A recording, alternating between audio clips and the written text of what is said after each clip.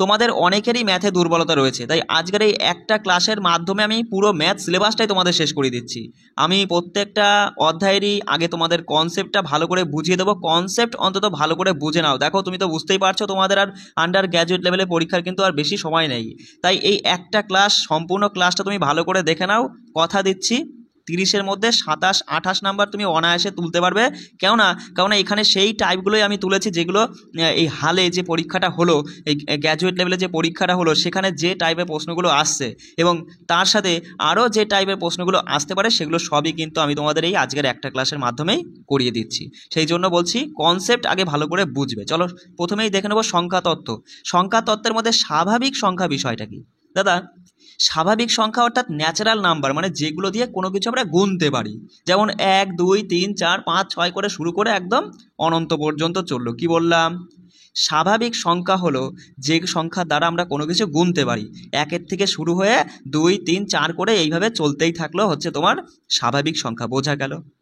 চলে আসি পূর্ণ সংখ্যা বিষয়টা কি দাদা? পূর্ণ সংখ্যা হচ্ছে কোন সংখ্যা? ওই স্বাভাবিক সংখ্যাদেরই পূর্ণ সংখ্যা বলা হয়, তবে তার মধ্যে খেলটা কি, শূন্যও কিন্তু একটা পূর্ণ সংখ্যা। যদি এই দিকে আসি -1 -2 এগুলোও কিন্তু একটা পূর্ণ সংখ্যা। যদি 2.5 এটা কিন্তু কোনো পূর্ণ সংখ্যা না। বিষয়টা বুঝতে পারলে? মানে শূন্য সহ সমস্ত রকমের ধনাত্মক এবং ঋণাত্মক যে সংখ্যাগুলো রয়েছে, সে মানে স্বাভাবিক সংখ্যা রয়েছে, সেগুলো সবই কিন্তু পূর্ণ সংখ্যার মধ্যে পড়ছে। বোঝা গেল? তাহলে শূন্য কিন্তু স্বাভাবিক সংখ্যা নয়, শূন্য হচ্ছে একটা পূর্ণ সংখ্যা। তারপরে দেখে নাও যুগ্ম অযুগ্ম বিষয়টা কি? যুগ্ম মানে হচ্ছে জোড়, অযুগ্ম মানে হচ্ছে বিজোড়। জোড় মানে তো বোঝোই, যে সংখ্যাকে 2 দিয়ে ভাগ করলে মিলে যাবে সেটাই তো যুগ্ম, আর অযুগ্ম মানে যাকে 2 দিয়ে ভাগ করলে মিলবে না সেটা হচ্ছে অযুগ্ম। যুগ্ম সংখ্যার উদাহরণ যেমন 2 4 6 8 10 12 14 18, তাই না? আর অযুগ্ম মানে তো তুমি বুঝতেই পারছো যে 3 5 1ও আছে সাথে, তাই না? 1 7 9 11 এগুলো সবই অযুগ্ম সংখ্যা। বোঝা গেল? চলে আসি মৌলিক সংখ্যা বিষয়টা বুঝে নাও। মৌলিক সংখ্যা বলে যে সংখ্যার কেবলমাত্র 2টি উৎপাদক থাকবে। কয়টি বস?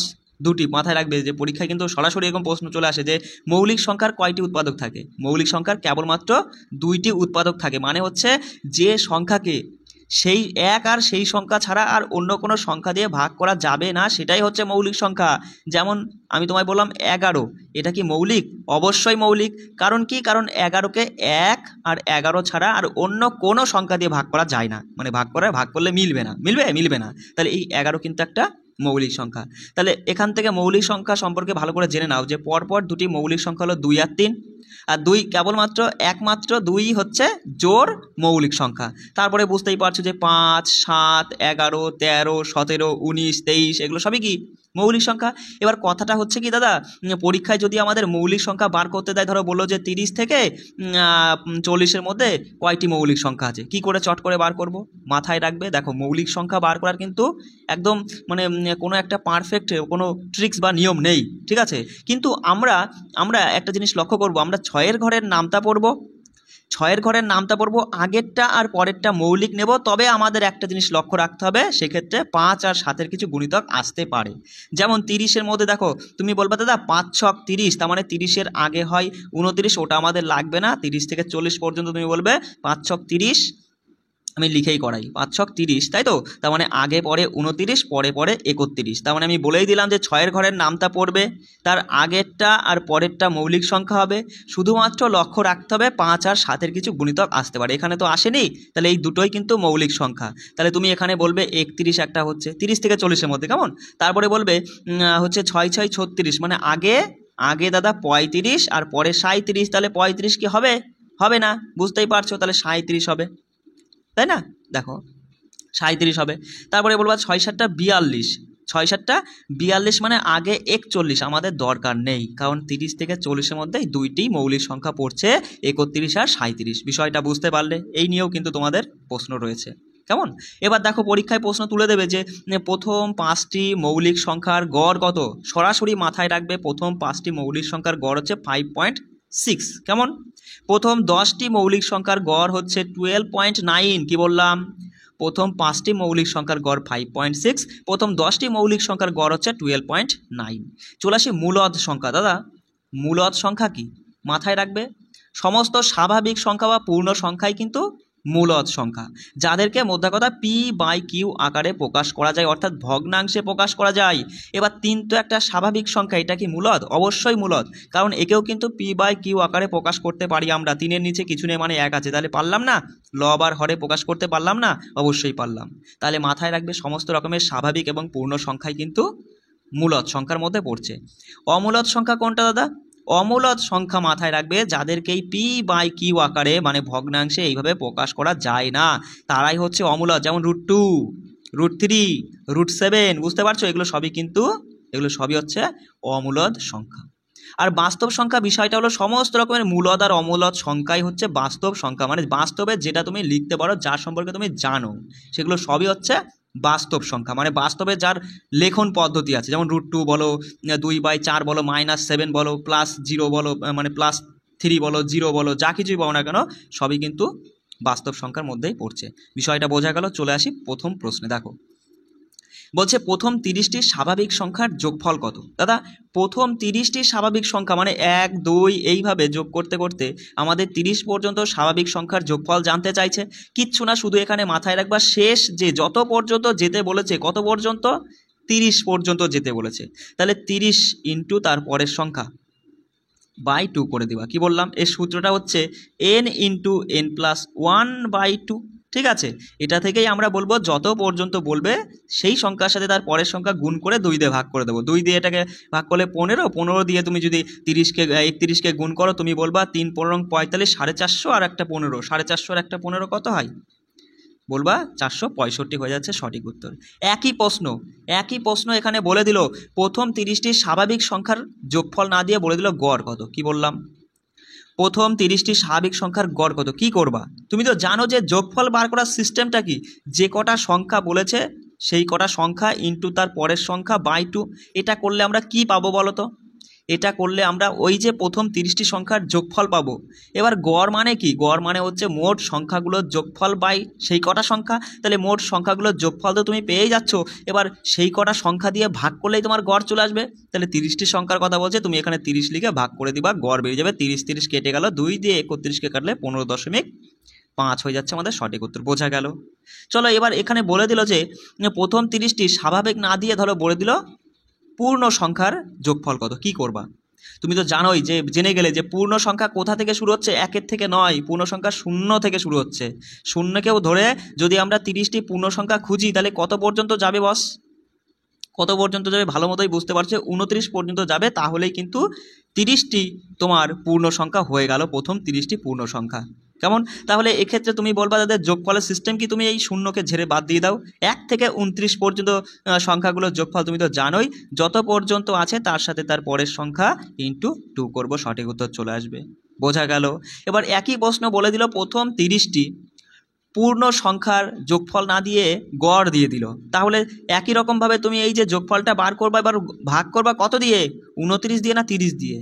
30 দিয়ে ভাগ করতে হবে। কেন? কারণ আমরা 30টি সংখ্যা খুঁজছি, এর মধ্যে এর সাথে যা হবে এর সাথে শূন্য যোগ করাও যা না করাও তাই। তাহলে এই 30 কেটে গিয়ে 2 দিয়ে 29কে ভাগ করে বলবা যে 14.5। বিষয়টা বুঝতে পারছো? কোনো সমস্যা? চলে আসি পরের প্রশ্ন। বলছে কোন সংখ্যাটি মূলদ সংখ্যা? দেখো মূলদ সংখ্যা এর মধ্যে কোনটা? √3, √7, 3/2 না পাই? কোনটা হবে সঠিক উত্তর? তুমি বুঝতেই পারছো মূলদ সংখ্যা হচ্ছে সেই সংখ্যা যাকে পি বাই কিউ আকারে প্রকাশ করা যায়, অর্থাৎ ভগ্নাংশে প্রকাশ করা যায়। অপশান 3 আমরা সঠিক উত্তর করে দিয়ে চলে আসি পরের প্রশ্নে। বলছে 60 এবং 70। দেখো এখানে একটু মিস্টেক হয়ে গেছে, অপশান অনুযায়ী এখানে 75 হওয়া উচিত ছিল, না হলে অপশানে কোনোটাই আসবে না। তা বলছে 60 ও 75-এর মধ্যে মৌলিক সংখ্যাগুলির সমষ্টি কত, মানে যোগফল কত? সঙ্গে সঙ্গে বলবা দাদা আমরা 6-এর ঘরের নামটা পড়ি। 6 10 হয় 60, মানে 61 একটা। 6 10 60 মানে 61 হলো, মানে বুঝতেই পারছো তো 6-এর ঘরের নামটা পড়বো, আগেরটা আর পরেরটা মৌলিক হবে। কিন্তু আমাদের লক্ষ্য রাখতে হবে 5 আর 7-এর কিছু গুণিতক আসবে। 6 11 66, আগে হয় 65 তোমার হচ্ছে একটা মৌলিক সংখ্যা নয়, কারণ 5-এর গুণিতক, পরে হয় 67, 66 পরে 67 একটা পেলাম। বিষয়টা বুঝতে হবে। 6 12 72, 72-এর আগেরটা 71, পরেরটা 73, আর 71 73 দুটোই হবে, কারণ এদেরকে 5 আর 7 দিয়ে ভাগ করা যায় না। 75 পর্যন্ত যেতে বলেছে, এই হয়ে গেল 4টি মৌলিক সংখ্যা যোগ করবা। দেখো 7 7 14, আর এদিকে 6 6 12, 14 আর 12 কত বলো? 200 হচ্ছে তোমার 26, মানে 226 বলছে কেন, মানে 260, আর এদিকে 7 আর 3 10, আর 2 12, মানে এখানে বুঝতেই পারছে 272 হয়ে যাবে সঠিক উত্তর। কোনো সমস্যা? চলো, বলছে দুটি সংখ্যার সমষ্টি দিয়েছে এবং তাদের অনন্যকে যোগফল। অনন্যক মানে কি বস? অনন্যক মানে উল্টে দিলে সংখ্যাগুলোকে তোমার হচ্ছে বিপরীত মানে ব্যস্তানুপাতে করে দিলে কি হবে সেইটা, মানে অনন্যকে যোগফল মানে বিষয়টা কেমন বলছি দেখো। ধরলে তুমি সংখ্যা দুটো হচ্ছে একটা এক্স আর একটা ওয়াই, এবার এদের অনন্যক কী হবে? এক্স এর অনন্যক হবে 1/x, ওয়াই এর অনন্যক হবে 1/y। ভালো বুঝতে পারলে? কোনো সমস্যা? চলো এবার দেখো, তা বলেই দিয়েছে যে দুটি সংখ্যার সমষ্টি হচ্ছে 10, ধরলাম একটা এক্স আর একটা ওয়াই, এদের যোগফল কত? এদের যোগফল 10। এবার তাদের অনন্যক মানে এক্স এর অনন্যক 1/x, ওয়াই এর অনন্যক 1/y, এদের যোগফল নাকি ওরা বলছে যে 5/12। বোঝা গেল?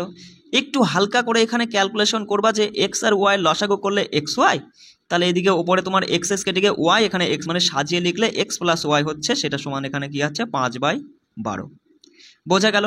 এবার ক্যালকুলেশন করতে যাবা না, তুমি সরাসরি বুঝতে পারছো যে এক্স প্লাস ওয়াই সমান 5 আর এক্স ওয়াই সমান 12, মানে এক্স প্লাস ওয়াই সমান 5 না তো?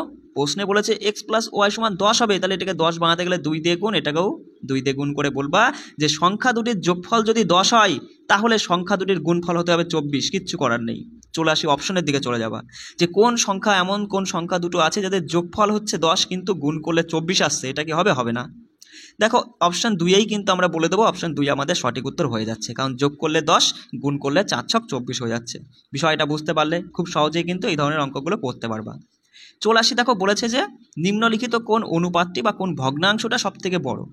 সবার প্রথমে তোমার নজরটা চলে যাবে যে সংখ্যাগুলো কীরকম আছে, 3, 4, 1, 2, 7, 8, 5, 6, এদের মধ্যে পার্থক্য কিন্তু সেম, মানে প্রত্যেকেরই পার্থক্য 1 করে রয়েছে। প্রত্যেকের পার্থক্য মানে কি, যে 3/4 লব আর হরের পার্থক্য 1, তো বিষয়টা বুঝতে পারছো? ঠিক একই রকমই 1 আর 2 এর লব আর হরের পার্থক্য 1, তাহলে যখনই দেখবা এই পার্থক্য সেম, 1 1 করে হোক অথবা 3 3 করে হোক বা 2 2 করে হোক, পার্থক্য যখন সেম থাকবে প্রত্যেকটা ভগ্নাংশে, তখন যে ভগ্নাংশের লব বড় সেই হয়ে যাবে সব থেকে বড়। তাহলে এখানে 7 হচ্ছে সব থেকে বড়, মানে 7/8 হয়ে যাবে আমাদের সঠিক উত্তর। এবার সবসময় যে এরকম থাকবে তার তো কোনো মানে নেই, তাহলে সেক্ষেত্রে তুমি কি করবা? এর অনেক রকমের পদ্ধতি রয়েছে। তুমি নিচেরগুলো লসাগু করতে পারো, সঙ্গে সঙ্গে নিচেরগুলো লসাগু করে বলবা এখানে 24 হচ্ছে, তাহলে প্রত্যেকটা ভগ্নাংশের সাথে সেটা গুণ করবা। 4 দিয়ে গেলে 4 ছক 24, মানে 3 6 18 বেরোলো। ঠিক এইভাবে করে করে দেখবা, দেখলেই তুমি বুঝতে পারবা যে সঠিক উত্তর কোনটা হবে, কোনটা বড় 12 হবে। এইভাবে দেখবা, দেখলেই বোঝা যাবে যে কোনটা বড় মানে আসছে আর কি, বিষয়টা বোঝা গেল। অথবা যখন দেখবা ভগ্নাংশগুলো বড় বড়, উপরেরগুলো বড় বড় দিয়ে দিয়েছে, তখন কি করবা? এদের পার্থক্য যেটা, যদি পার্থক্য আলাদা থাকে তাহলে সেই পার্থক্যকে নিচেরটা দিয়ে ভাগ করবা, তাহলেও কিন্তু আমাদের সঠিক উত্তর আসবে। বিষয়টা বুঝতে পারলে চলো, বলছে নিচের কোন ভগ্নাংশটি তোমার এত এর সমান? এত এর সমান, দেখো এখানে তুমি 2 রকমভাবে করতে পারো, নিজের ব্রেনটাকে খাটিয়ে। অপশান কিন্তু এরকমই দেবে, ঠিক আছে? অপশান এরকমই দেবে, অথবা তুমি কনসেপ্টে যেতে পারো। তুমি দেখছো যে কোন ভগ্নাংশটা 7.5 মানে 7.583333 এর সমান, মানে মধ্যে কথা 7.5 এর সমান, মানে এই 83কে যদি 75 দিয়ে ভাগ করো 7.5 কি কখনো আসতে পারে বলো তো? 83কে 75 দিয়ে ভাগলে প্রথমেই তো 1 পয়েন্ট সামথিং আসবে, তাই না? 7.5 জিন্দেগিতে আসবে না। 75কে যদি তুমি 83 দিয়ে ভাগ করো, এটা তো মানে আগেই পয়েন্ট চলে আসবে। 7কে যদি 583 দিয়ে ভাগ করো, এটা তো আগেই 0.00 দিয়ে 01 দিয়ে শুরু হবে, তাই না বস? ঠিক তুমি যদি একটু লক্ষ্য করো 4 নম্বর অপশনে 91কে যদি তুমি 12 দিয়ে ভাগ করো, সঙ্গে সঙ্গে বলবা দাদা 7 12 84, হ্যাঁ এটা ওই 7.55 কাছাকাছি যাবে, অর্থাৎ অপশান 4 আমাদের সঠিক উত্তর। বোঝা গেল? সবসময় এরকম থাকবে তার তো কোনো মানে নেই। ধরো এইটা দিয়ে বড় কিছু দিয়ে দিল, তখন কি করবা? কিচ্ছু না। দেখো এখানে তুমি এই যে সংখ্যাটার ওপরে 3-এর ওপরে একটা কিছু দেখতে পাচ্ছ, কালো রঙের বার রয়েছে, মানে দাগ রয়েছে, ওটাকে বার বলা হয়। সঙ্গে সঙ্গে কি করবা? যে কটা সংখ্যার মাথায় বার থাকবে সে কটা 9 নিচে লিখে দিবা, এবং এই দশমিকের আগে পর্যন্ত যে কটা ডিজিট অঙ্ক রয়েছে সেই কটা শূন্য। তুমি বুঝতেই পারছো দশমিকের আগে পর্যন্ত 5 আর 8 দুটো ডিজিট রয়েছে, তাই দুটো শূন্য। বোঝা গেল? নিচের কাজ হয়ে গেল। ওপরে কি করব? ওপরে যা আছে পুরোটা লিখে দেবো। কি বললাম? দশমিকের আগে পরে দিয়ে সব পুরোটা লিখে দেবো। তুমি বলবা দাদা আছে কত? 7583 লিখে দিয়েছো। এবার দেওয়ার পরে তুমি যেই দুটো ডিজিটের জন্য দুটো শূন্য তুমি নিলে, মানে মোদ্দা কথা দশমিকের আগে পর্যন্ত, দশমিকের আগে নয়, সরি, দেখো মানে এই যে বার বাদে পুরো যে সংখ্যাটা থাকলো, এই যে 758, সেইটাই তুমি পুরো সংখ্যা থেকে বাদ দিয়ে দিবা। বাদ দিলে পরে যেটা আসবে সেইটাকেই তুমি এটা দিয়ে ভাগ করবা, দেখবা সঠিক উত্তর আসতে তোমার বাধ্য। আমার কথা বুঝতে পারছো? এটাই হচ্ছে মানে এর কনসেপচুয়াল নিয়ম, খুব সহজেই তুমি করতে পারবে, কোনো সমস্যা রইল না। তাহলে এইখান থেকে সংখ্যা তত্ত্ব থেকে যেরকমভাবেই আসুক না কেন পেরে যাবা। চলে আসি, দেখো লসাগু এবং গসাগু বিষয়টা কি বলছে। দেখো লসাগু মানে লঘিষ্ঠ সাধারণ গুণিতক, তাই তো, মানে লঘিষ্ঠ বা লোয়েস্ট কমন মাল্টিপ্লিকেশন, তাই তো। লসাগুকে কি বলে? এলসিএম, লোয়েস্ট কমন মাল্টিপ্লিকেশন, মানে সব থেকে লোয়েস্ট, সব থেকে ছোট কোন সংখ্যাটা রয়েছে, যাকে ধরো আমি বললাম 2, 4, 6, এর লসাগু কত, মানে সব থেকে ছোট কোন সংখ্যাটা রয়েছে যে সংখ্যাটিকে এই 2ও ভাগ করতে পারবে, 4ও ভাগ করে দিতে পারবে, 6ও ভাগ করে দিতে পারবে। সঙ্গে সঙ্গে তুমি বলবা দাদা 12 সব থেকে ছোট এমন একটা সংখ্যা যে সংখ্যাটিকে 2ও ভাগ করতে পারে, 4ও ভাগ করতে পারে, 6ও ভাগ করতে পারবে। বোঝা গেল? কোনো সমস্যা? চলে আসি গসাগু, HCF, highest common factor, HCF highest, সর্বোচ্চ বললাম যে হচ্ছে বলে দিলাম যে 4, 6 আর এদিকে না 4, 6 নয়, 4, 20 আর এদিকে 32 দিয়ে দিলাম। তাহলে এই যে এই 3টে সংখ্যা এর গসাগু কত, সঙ্গে সঙ্গে তুমি বলবা হাইয়েস্ট, মানে সব থেকে বড়। হাইয়েস্ট মানে কি? সব থেকে বড় এমন কোন সংখ্যাটা হবে যে সংখ্যাটা কি না এদের প্রত্যেককেই ভাগ করতে পারবে। বিষয়টা বুঝতে পারছো? সঙ্গে সঙ্গে হলো 4ই এমন সব থেকে বড় সংখ্যা হচ্ছে যে কিনা 4কেও ভাগ করে মিলিয়ে দিতে পারবে, 20কেও ভাগ করে মিলিয়ে দিতে পারবে, 32কেও ভাগ করে মিলিয়ে দিতে পারবে। এর থেকে এই 4-এর ছাড়া আর কোনো বড় সংখ্যা নেই যে কিনা এই সবাইকেই ভাগ করে মিলিয়ে দিতে পারে। আছে কি? নেই। বিষয়টা বুঝতে পারলে? তাহলে সেটাই হলো গসাগু, হাইয়েস্ট কমন ফ্যাক্টর। কেমন? এবার এর সম্পর্কে এইটুকুই তুমি বুঝে নিলে, আর কিছুই না। আর একটা জিনিস হচ্ছে কি, যখন ধরো কোনো ভগ্নাংশ দিয়ে ধরো 2/3 বা দিল 5/7, এদের হচ্ছে লসাগু বার করো, ঠিক আছে? এরকম ভগ্নাংশ দিয়ে লসাগু বার করতে গেলে যে জিনিসটা বার করতে বলবে ওপরেরগুলো সেগুলো করবা, মানে 2 আর 5-এর লসাগু করবা, নিচেরগুলোর গসাগু করবা। যেমন 5 আর 2-এর লসাগু হচ্ছে 10, আর নিচে হচ্ছে 7 আর 3-এর গসাগু 1, এইটা হয়ে যাবে, মানে শুধু 10 হয়ে যাবে সঠিক উত্তর। বিষয়টা বুঝতে পারলে? যদি গসাগু বার করতে বলতো তাহলে ওপরেরগুলোর গসাগু করতাম, নিচেরগুলো তার উল্টো করতাম, মানে লসাগু করতাম। তাহলে 2 আর 5-এর গসাগু হয় 1, আর 3 আর 7-এর লসাগু 21, 1/21 হয়ে যেত এই সংখ্যা দুটোর গসাগু। বিষয়টা বুঝতে পারছো? যখন যেটা বলবে ভগ্নাংশের সময় তখন ওপরেরটা সেই কাজটা করবা, নিচেরটা তার বিপরীত কাজটা করবা। চলে আসি এবার এখানে, দেখো এই তথ্যটা শুধু মাথায় রাখবা, এর উপরে নির্ভর করছে সমস্ত অঙ্ক। যে দুটি সংখ্যার গুণফল সমান লসাগু ইন্টু গসাগু, মানে দুটি সংখ্যাকে যদি আমরা গুণ করি, একটি সংখ্যা x আর একটা y, এই সংখ্যা দুটোকে যদি আমরা গুণ করি তাহলে এদের লসাগু এবং গসাগুর যা গুণফল সেই গুণফলের সমান। শুধু মাথায় রাখবে দুটি সংখ্যার গুণফল সমান লসাগু ইন্টু গসাগু। দেখো এই সমস্ত তথ্য তোমাদের অনেকের কাছে ইজি, আমি শুধু তাদের জন্যই করছি যারা অঙ্কে এখনও যাদের আর কি মানে বেসিকটা কনসেপ্টটা ক্লিয়ার হয়নি, ঠিক আছে?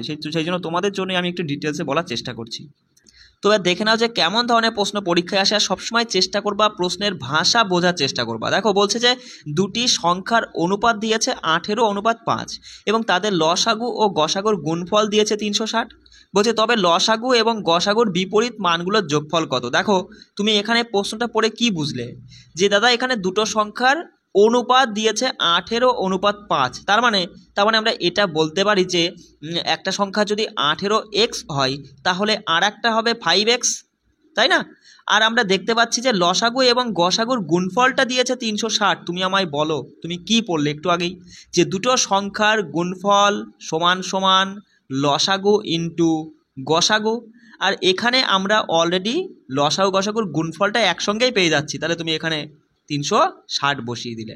সিম্পল। এবার কাটাকাটি করো, দেখো 18 দিয়ে 36কে কাটলে এদিকে হচ্ছে 20 হচ্ছে, 5 দিয়ে কাটলে 4, তাহলে এদিকে x গুণ করলে বলবা দাদা x² সমান 4 হচ্ছে, মানে x সমান 2 হচ্ছে। x সমান 2 মানে তুমি বলবা একটা সংখ্যা হবে 18 দুগুণী 36, আর একটা সংখ্যা হবে 5 দুগুণী 10। এই দুটো আমরা কি পেলাম? এই 36 আর 10 পেলাম দুটো সংখ্যা, তাই না?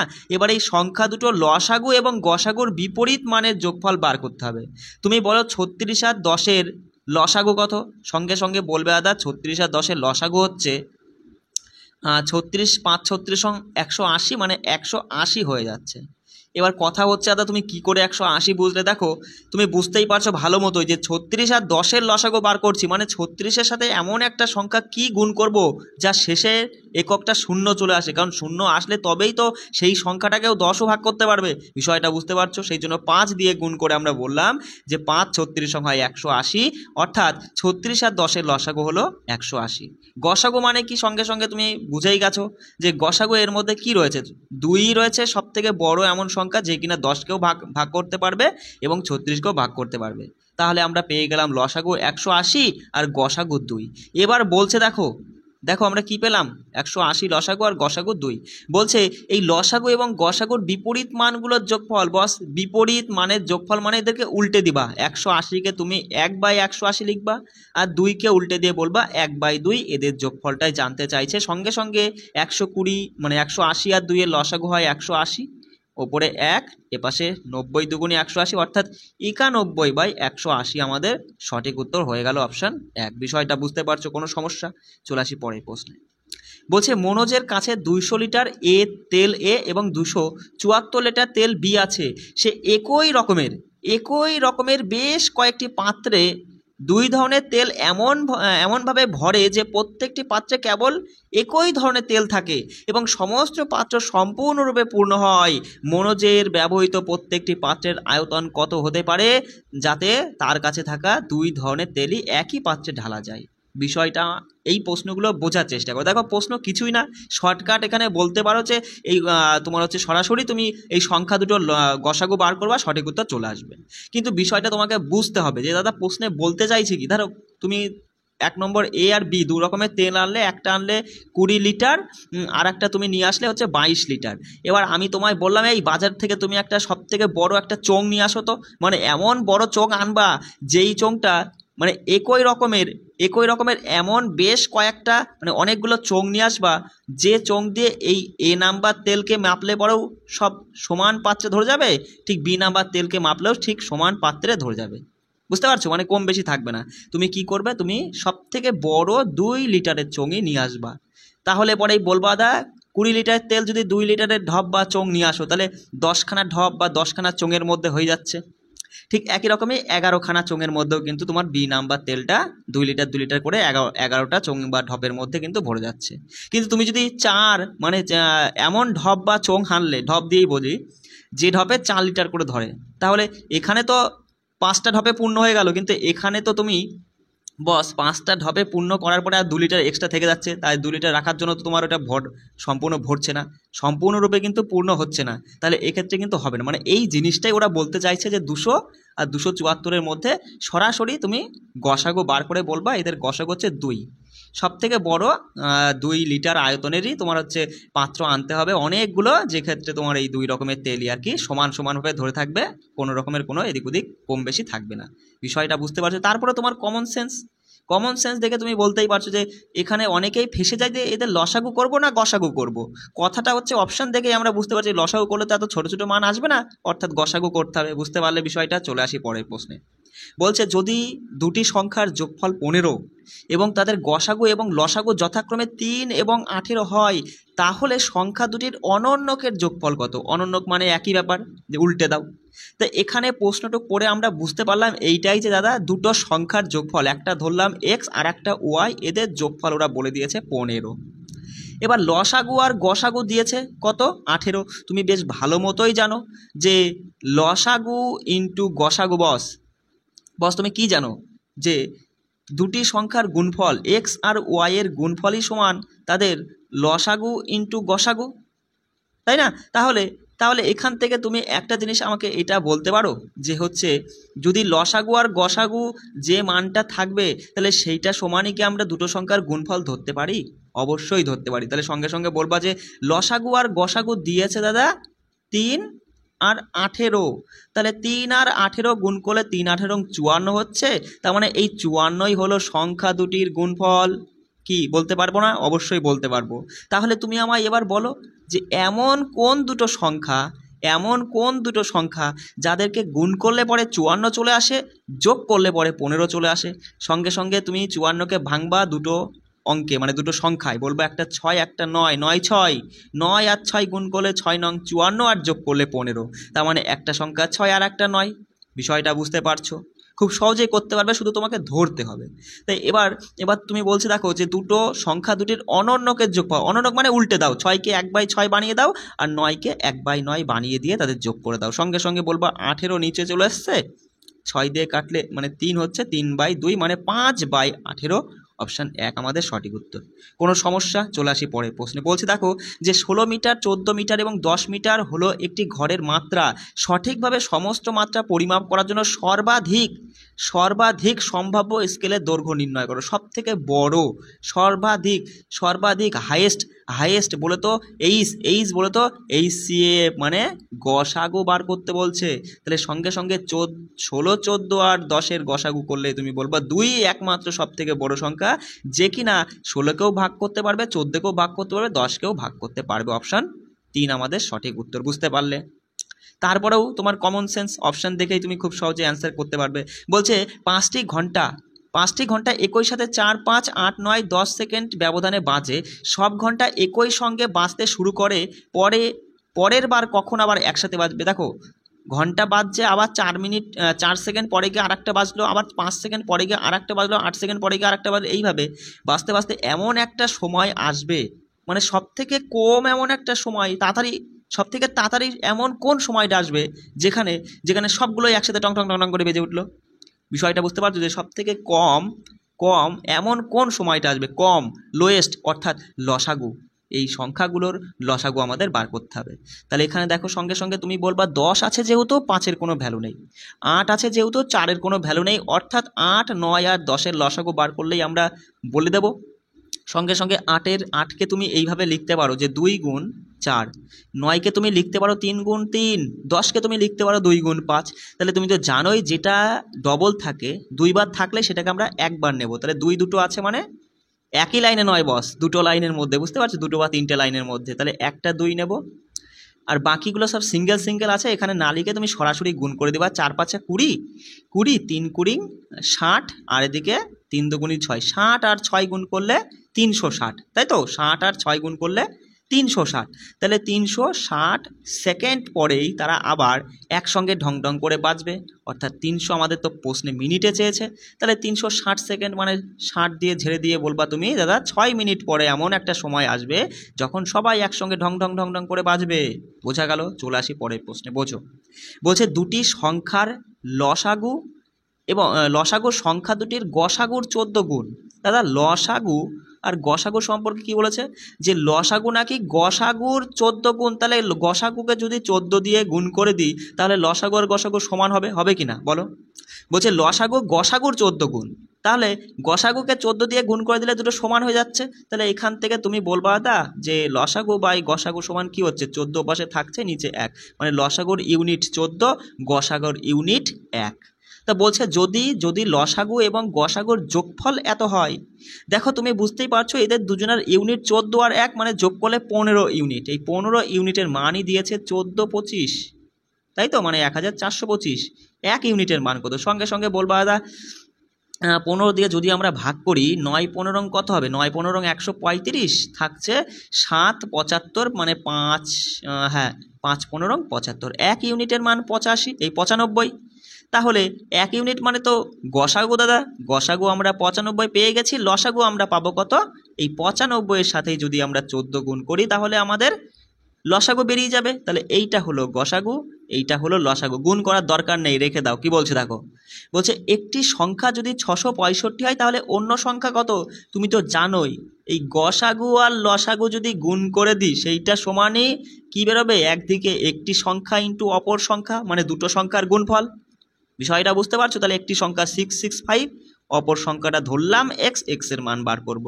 দেখো 95 দিয়ে এটাকে কাটলে বলবা দাদা কত হচ্ছে বলো? 7 নং 63 3, হ্যাঁ মানে 7 ঘরেই মিলে যাবে, তাই তো? 7 দিয়ে 14কে কাটলে 2, তাহলে x সমান তুমি বলবা দাদা থাকলো এদিকে 95 আর 2 গুণ করলে হয়ে যাবে 190। সঠিক উত্তর আমাদের 190। বুঝতে পারলে কোনো সমস্যা? চলে আসি পরের প্রশ্নে। যদি 3, 5, 7 এই অনুপাতে থাকে এবং তাদের লসাগু যদি এটা হয়, তাহলে দ্বিতীয় সংখ্যা এবং প্রথম সংখ্যার মধ্যে পার্থক্য কত? দেখো বস, তুমি এখানে ভালো মতোই বুঝতে পারছো যে এখানে তিনটে সংখ্যার অনুপাত দিয়েছে কি কি দাদা? 3, 5 আর 7। এবার এগুলো তো আর অরিজিনাল সংখ্যা নয়, সংখ্যার অনুপাত। তাহলে আমরা ধরে নিলাম যে সংখ্যা তিনটি, প্রথমটা হলো 3x, পরেরটা 5x আর তারপরেরটা 7x। এবার এই যে আমরা তিনটে সংখ্যা ধরে নিলাম, এবার ধরে নেওয়ার ফলে এদের লসাগু কত আসছে সেটা দেখো। সঙ্গে সঙ্গে এক্স দিয়ে তুমি ভাঙাতে পারবে, কারণ সবার মধ্যে এক্স রয়েছে, তাহলে থাকছে 3, 5 আর 7। এবার লসাগু করলে বলবা যে 5 7 35, 3 35 সঙ্গে 105, 105 আর এক্স গুণ করলে 105x। এইটা হলো আমরা যে সংখ্যা ধরেছি সেই অনুযায়ী তাদের লসাগু। কিন্তু অ্যাকচুয়ালি প্রশ্নে তো আর এটা দেওয়া নেই, প্রশ্নে লসাগু দিয়েছে কত? যে 2415। সঙ্গে সঙ্গে তুমি বলবা 105x সমান যদি এটা হয় তাহলে শুধু এক্স এর মান কি হবে? এটা দিয়ে এটা ভাঙিয়ে বলবা 2 ঘর যাবে দাদা 210 হবে, থাকছে কত? 315, মানে 3 ঘর যাবে এক্স মানে 23, এক্স মানে 23। আমাদের জানতে চাইছে দ্বিতীয় সংখ্যা এবং প্রথম সংখ্যার পার্থক্য। বলো পার্থক্য কত? 5-এর থেকে 3 গেলে 2, মানে 2x পার্থক্য। যেখানে x মানে 23, তাহলে 23 আর 2 গুণ করলে 23 দুগুণে 46, অপশন 1 আমাদের সঠিক উত্তর। বুঝতে পারলে কোনো সমস্যা? চলো পরের কনসেপ্ট দেখো কি বলছে, বিভাজ্যতা। কিচ্ছু না, ভালো করে বোঝো। বলছে 2 দ্বারা বিভাজ্য। দাদা 2 দ্বারা বিভাজ্য মানে কি? এমন একটা সংখ্যা 2, 5, 7, 4, এই ধরো 2574, এই সংখ্যাটা কিচ্ছু না, শুধুমাত্র শেষের অঙ্কটা দেখব। যদি শেষের অঙ্কটা 2 দিয়ে ভাগ করলে মেলে, মানে জোড় সংখ্যা যদি হয়, মানে 0, 2, 4, 6, 8 এই কটার মধ্যে যে কোনো একটা যদি এই শেষের ঘরে থাকে, অর্থাৎ পুরো সংখ্যাটাই 2 দ্বারা বিভাজ্য। তুমি ভালো মতোই জানো।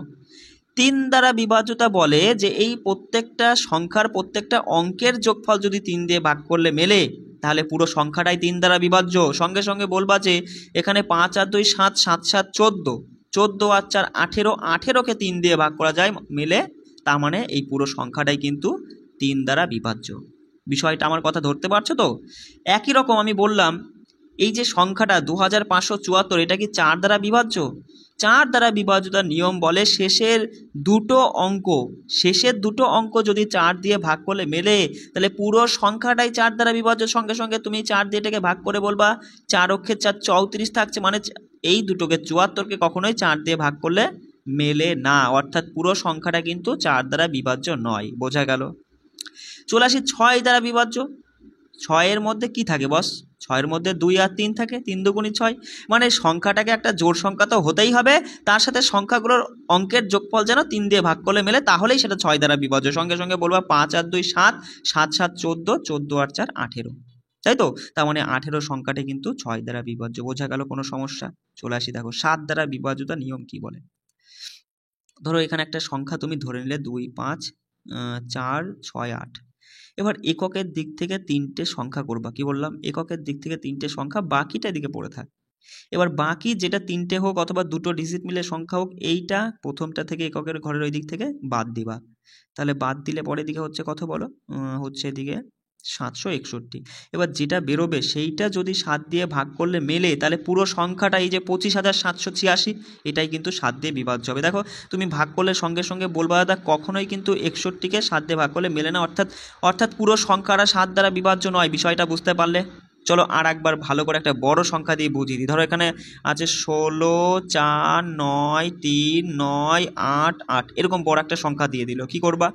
এককের দিক থেকে 3টে করে নিয়ে একটা ঘর বানাবা, এককের দিক থেকে 3টে করে নিয়ে একটা ঘর বানাবা, যেটা পড়ে থাকলো। এবার এদের মধ্যে সম্পর্ক কি? প্রথমটার সাথে শেষ, মানে এক ঘর বাদ দিয়ে তারপরেরটা, এইটার সাথে এক ঘর বাদ দিয়ে এখানে যদি আরও কিছু সংখ্যা থাকতো তার সঙ্গে সম্পর্ক থাকতো, এগুলো যোগ হয়। ঠিক আছে? সঙ্গে সঙ্গে তুমি 988 আর 16 যোগ করো, কত হবে বলো? 988 আর 16 যোগ করলে বলবা 4 0 10, মানে 1004 হচ্ছে, তাই তো? তাহলে এই 1004-এর থেকে তুমি বাদ দিবা 493, বাদ দাও, কত হয় বলো? 493 বাদ দিলে তুমি বলবা দাদা এখানে হচ্ছে 511 হচ্ছে।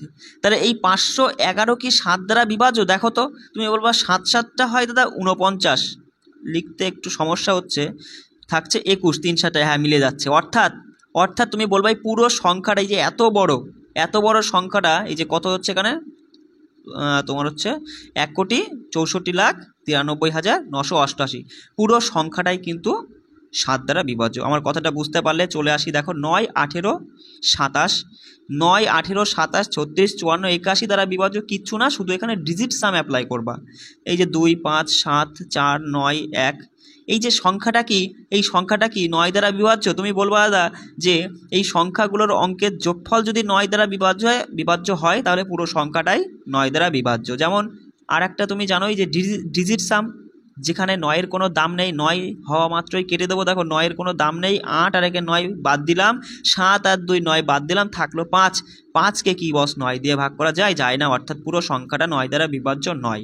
ঠিক একই রকমই 2, 5, 7, 6, 8, 4, 2 বললাম এটা কি 54 দিয়ে চলো করি, 54 দ্বারা বিভাজ্য। দেখো 6 নং 54, 9, আর তুমি এখানে বুঝতেই পারছো যে 5 আর 4-এর যোগফল 9 হচ্ছে, অর্থাৎ এদের অঙ্কের যোগফল যদি 9 হয় তাহলে পরে পুরো সংখ্যাটা এই 54 দ্বারা বিভাজ্য। দেখো তো 9 হচ্ছে কিনা, আর তুমি বুঝেই গেছো যে এখানে কেটে দিবা। কি কি কাটবা? দেখো 7 আর 2 বাদ হয়ে যাচ্ছে, এটা 3 ধরলে পরে 3 আর 6 বাদ হয়ে যাচ্ছে, এখানে থাকছে 8 আর 2 10 আছে 14, 14 যোগফল কিন্তু 4 আর 5 কখনোই 9 আসছে না, অর্থাৎ এই সংখ্যাটা কখনোই 54 দ্বারা বিভাজ্য নয়। বিষয়টা বুঝতে পারলে? চলো 11 দ্বারা বিভাজ্যতার ক্ষেত্রে আমরা কি করব? দেখো বস, যে কোনো একটা সংখ্যা তোমার দিয়ে দিল, যে কোনো একটা সংখ্যা তুমি ধরে নাও।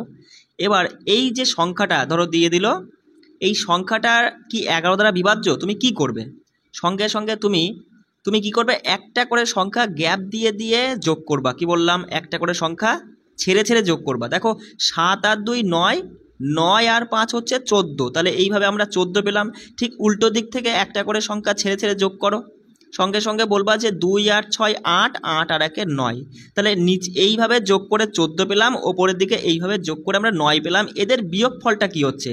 এদের বিয়োগফল যদি 0 অথবা 11 হয় তাহলে এই পুরো সংখ্যাটাই 11 দ্বারা বিভাজ্য। আমার কথা বুঝতে পারলে?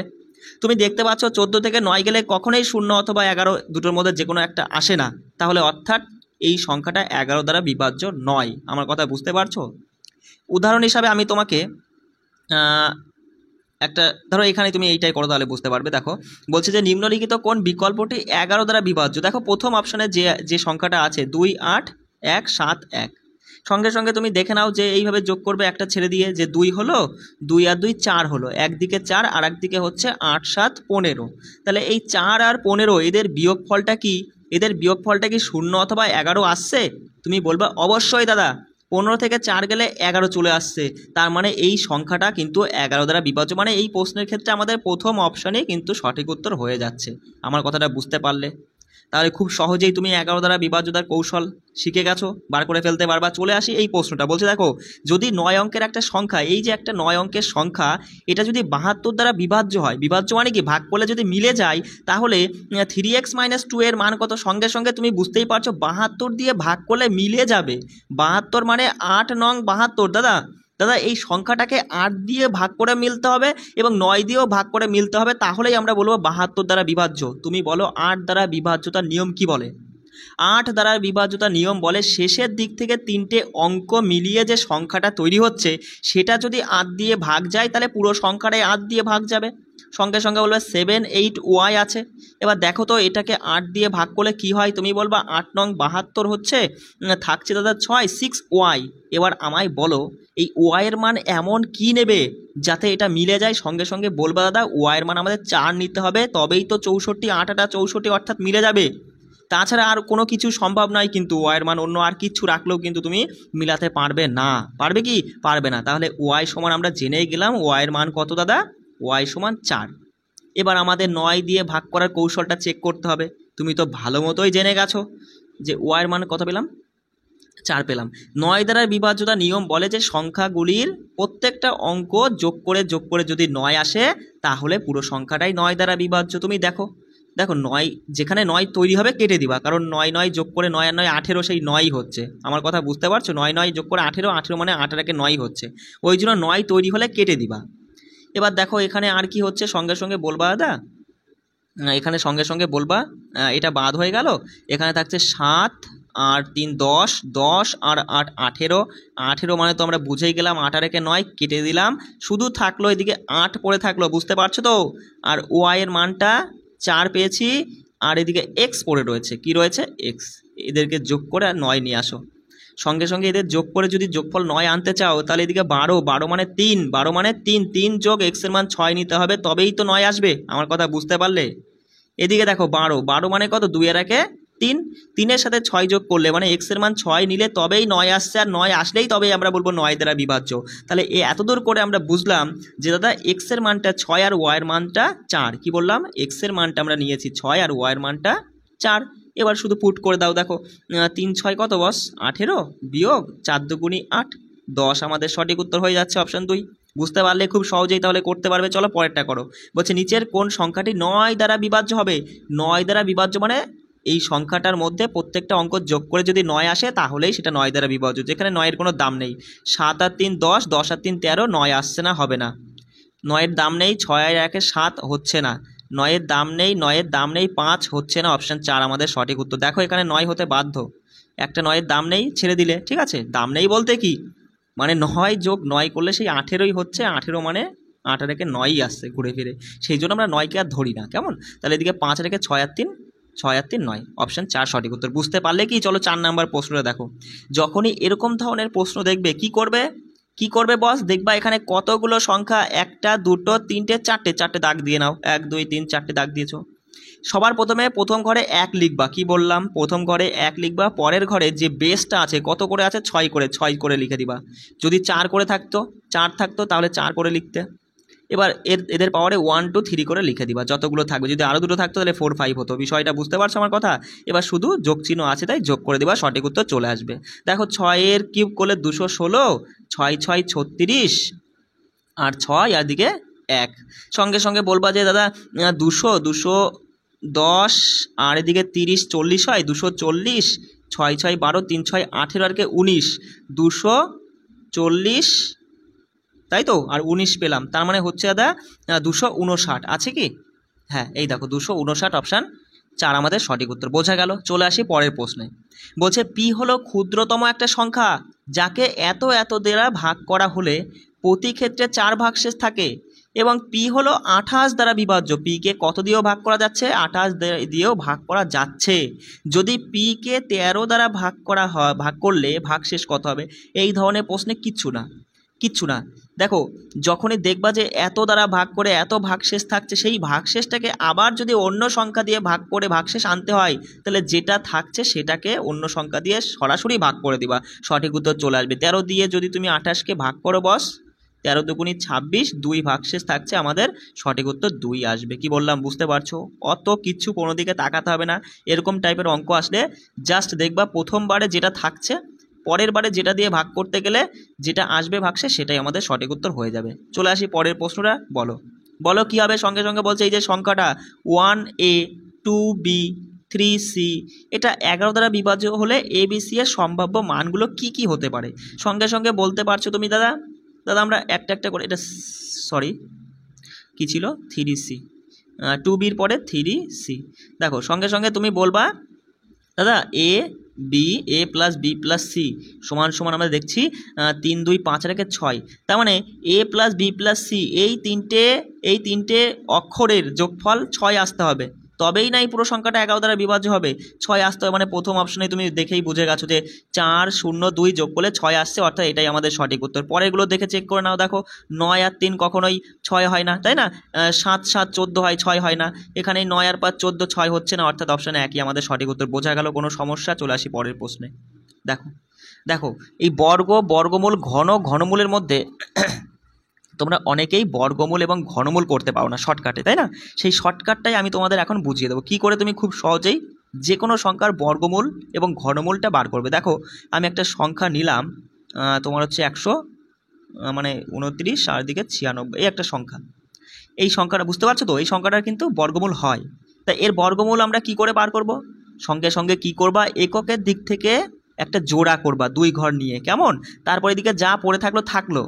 এবার তুমি আমায় বলো এককের ঘরে কত আছে? 6 আছে। এবার আমায় বলো যে কোন সংখ্যা মানে 1 থেকে 9-এর মধ্যে কোন সংখ্যাগুলোর বর্গ করলে এককের ঘরে 6 আসে? তুমি বলবা দাদা 4 4 আর 16, 4-এর বর্গ করলে 4 4 আর 16, 4 আছে একটা, আর একটা আছে 6 6 36, 6 আছে একটা। কেবলমাত্র এই দুটোরই বর্গ করলে এককের ঘরের অঙ্কটা এই তোমার 6 চলে আসে কি না? অবশ্যই আসে, তাই না? এবার দেখবো এইটুকুর কাজ শেষ, এইটুকুর কাজ শেষ। এবার দেখবো এই পাশের সংখ্যাটা 129 আছে না। এবার তুমি বলো 129-এর আগে কোন সংখ্যার বর্গ আর পরে কোন সংখ্যার বর্গ। বলবে 11-র স্কোয়ার, 11 11 121, আর ঠিক পরেরটা হলো 12 12 144।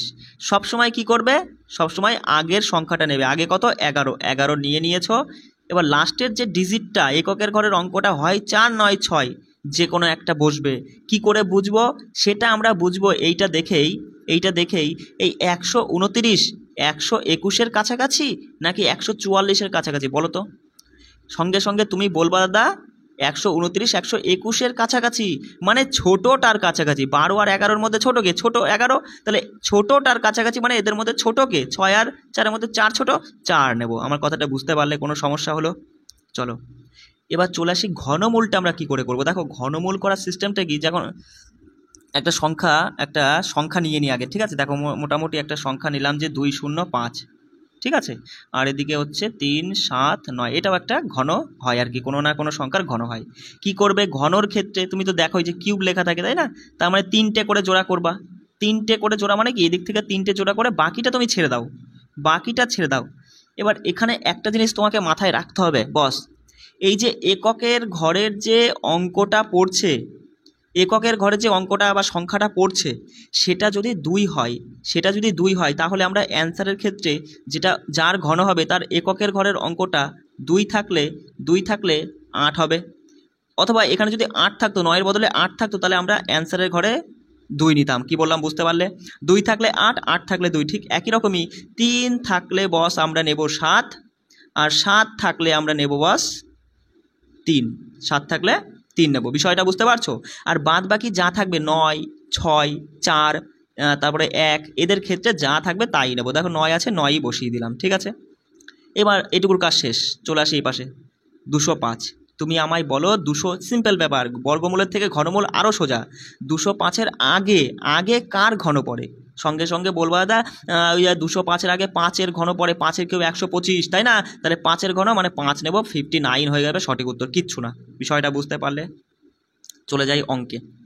দেখো প্রথম প্রশ্ন কি আছে, দেওয়া আছে রুটের মধ্যে 729-এর উপরে 6। আমি তোমাকে বলেই দিয়েছি 6 থাকলে কি করবে বস, 6 থাকলে পরে তুমি এই 6কে ভেঙে নাও, 2 গুণ 3, 3 দুগুণী 6। তার মানে এই সংখ্যাটার একবার ঘনমূল করে বর্গমূল করতে পারো অথবা বর্গমূল করে ঘনমূল করতে পারো। দেখো 729 তুমি বলো 9-এর ঘন, তার মানে ঘনমূল করলে 9 আসছে, এবার বর্গমূল পড়ে থাকলো, বর্গমূল করলে 3 চলে আসলো। সরাসরি এইটুকু কাজ করে তুমি বলবা দাদা 3 পেলাম। বোঝা গেল? আমি একটু কেটে কেটে করাচ্ছি, না হলে আমি ধরাতে পারছি না। 3 যোগ, এবার এই সংখ্যাটার আমাদের ওপরে 4 রয়েছে, কি রয়েছে 6 5 5 3 6, এর ওপরে দাদা 4 মানে 2 গুণ 2, মানে এই সংখ্যাটার একবার বর্গমূল করব, যেটা বেরোবে তার আবার আরেকবার বর্গমূল করব। বর্গমূল করার সিস্টেম তো আমরা ভালো মতোই জেনে গেছি। প্রথম দুটো জোড়া করব, জোড়া করে দেখছি এককের ঘরে 6, মানে এদিকে 4 অথবা 6 যে কোনো একটা হতে পারে লাস্টের ঘরে। আর এর দিকে আছে 600 কত বস, 600 হচ্ছে 55, মানে বলবা 25-এর স্কোয়ার, 25 25 625, আর 26-এর 676, তার মানে 25 তো আমরা নেবই, আগেরটা তো আমরা নেবই। কথাটা হচ্ছে লাস্টেরটা কি আসবে, এককের ঘরের অঙ্ক 4 না 6 আসবে বলো তো? 655, 25-এর 625 আর 676 কার কাছাকাছি? 625-এর কাছাকাছি না 676-এর কাছাকাছি? তুমি বলো দাদা 676-এর কাছাকাছি, তার মানে বড়টার কাছাকাছি, মানে এদের মধ্যে বড়টা নেব 256। এর আর একবার তুমি বর্গমূল করলে বলবা দাদা 16 16 256 16। তাহলে পরেরটাই আমরা কি পেলাম, প্রথমটাই 3, পরেরটাই 16 পেলাম। এবার এর ঘন তুমি খুব সহজেই বলবা 2 আছে, তার মানে এখানে কী নেবো দাদা, 2 থাকলে 8 নেব। 3টে ঘর কাজ হয়ে গেছে, 5 আছে, 5 মানে একেরই, ওর আগে শুধুমাত্র একেরই ঘন হয়, 8-এরও হবে। মুখে মুখেই করতে পারবে, যখন প্র্যাকটিস করবে না তখন এসব মুখে মুখেই করবে। এখানে তুমি সঙ্গে সঙ্গে 4 আছে, মানে 2 দুগুণী 4, 2 আর 8-এর মধ্যে যে কোনো একটা হবে। আর এদিকে থাকছে যে 17 মানে দাদা 4 4 16, মানে 4 তো হবেই এই দিকে, আর 17 16-র কাছাকাছি মানে ছোটোটার কাছাকাছি, মানে 2 হবে। আমার কথা বুঝতে পারলে? দেখো কিচ্ছু কিন্তু করলাম না, মুখে মুখেই কিন্তু তুমি হিসাব করে বার করে ফেলতে পারবা। এবার শুধু যোগ করো, দেখো 40 50 60 60 আর এই 10 হচ্ছে 70, 70 আর 9 কত 79, অপশান 1 আমাদের সঠিক উত্তর হয়ে গেল। পরেরটা করো, কিচ্ছু না, 6 5 6 1, শুধুমাত্র তুমি বুঝেই গেছো 1 অথবা 9-এরই কেবলমাত্র 1 আসে এককের ঘরে, তাই না? এই জোড়া চলে গেল, এই জোড়া, তার মানে 8 64, 8 64, 8 তো হবেই, আর আছে 65, মানে ছোটোটারই কাছাকাছি, অর্থাৎ ছোটোর 81 হবে। কিচ্ছু নেই অঙ্কের মধ্যে, শুধু বুঝতে হবে তোমাকে। চলো 3 নাম্বার প্রশ্ন কি বলছে দেখো। 3 নাম্বার প্রশ্নটা বলছে কিচ্ছু না, 256 বর্গমূল করলে বলবা দাদা 16 16 256 যোগ আছে, এদিকে রুট 81 মানে তুমি বলবা যে দাদা 9 হয়ে যাচ্ছে, তাহলে 9 16 25, 25-এর সঙ্গে যোগ করলে 256, রুট 256 মানে 16, আমাদের অপশান 4 সঠিক উত্তর হয়ে যাচ্ছে। কেমন? চলে আসি পরের প্রশ্নে। দেখো এই যে মানে পুরো ভগ্নাংশের ওপরেই কিউব, মানে বুঝতেই পারছো, ঘনমূল তোমার 27-এরও করতে হবে, 512-12-এরও করতে হবে। 27 মানে 3, 512 মানে 8, ভাগ আছে, ভাগ দিলে 125 মানে 5 মাইনাস চিহ্ন থাকবে, কারণ হচ্ছে কিউব বলেছে, স্কোয়ার বললে কিন্তু প্লাস হয়ে যেত, বুঝতে পারছো, 3 বার মাইনাসে মাইনাসে প্লাস, প্লাসে মাইনাসে আবার মাইনাসই থেকে যাচ্ছে, গুণ দিয়ে এটা দেখো, সঙ্গে সঙ্গে বলবো দাদা 7 আছে, তো 7 আছে, তার মানে দাদা আমরা কী নেবো, 7 থাকলে 2 নেবো, আর এদিকে 2 আছে মানে 1-এরই ঘন হয় 1 নেবো, অর্থাৎ 12 হচ্ছে, তাই তো?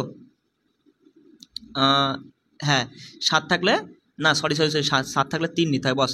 হ্যাঁ, 7 থাকলে 3, 2 থাকলে 8, 8 থাকলে 2, 7 থাকলে 3, 3 থাকলে 7, বাকি যা থাকবে একক করে সেটাই হয় ঘনর ক্ষেত্রে। কেমন? তার এদিকে 13 হচ্ছে, মাইনাসই হবে, সঙ্গে সঙ্গে বলে ফেলো কী হবে।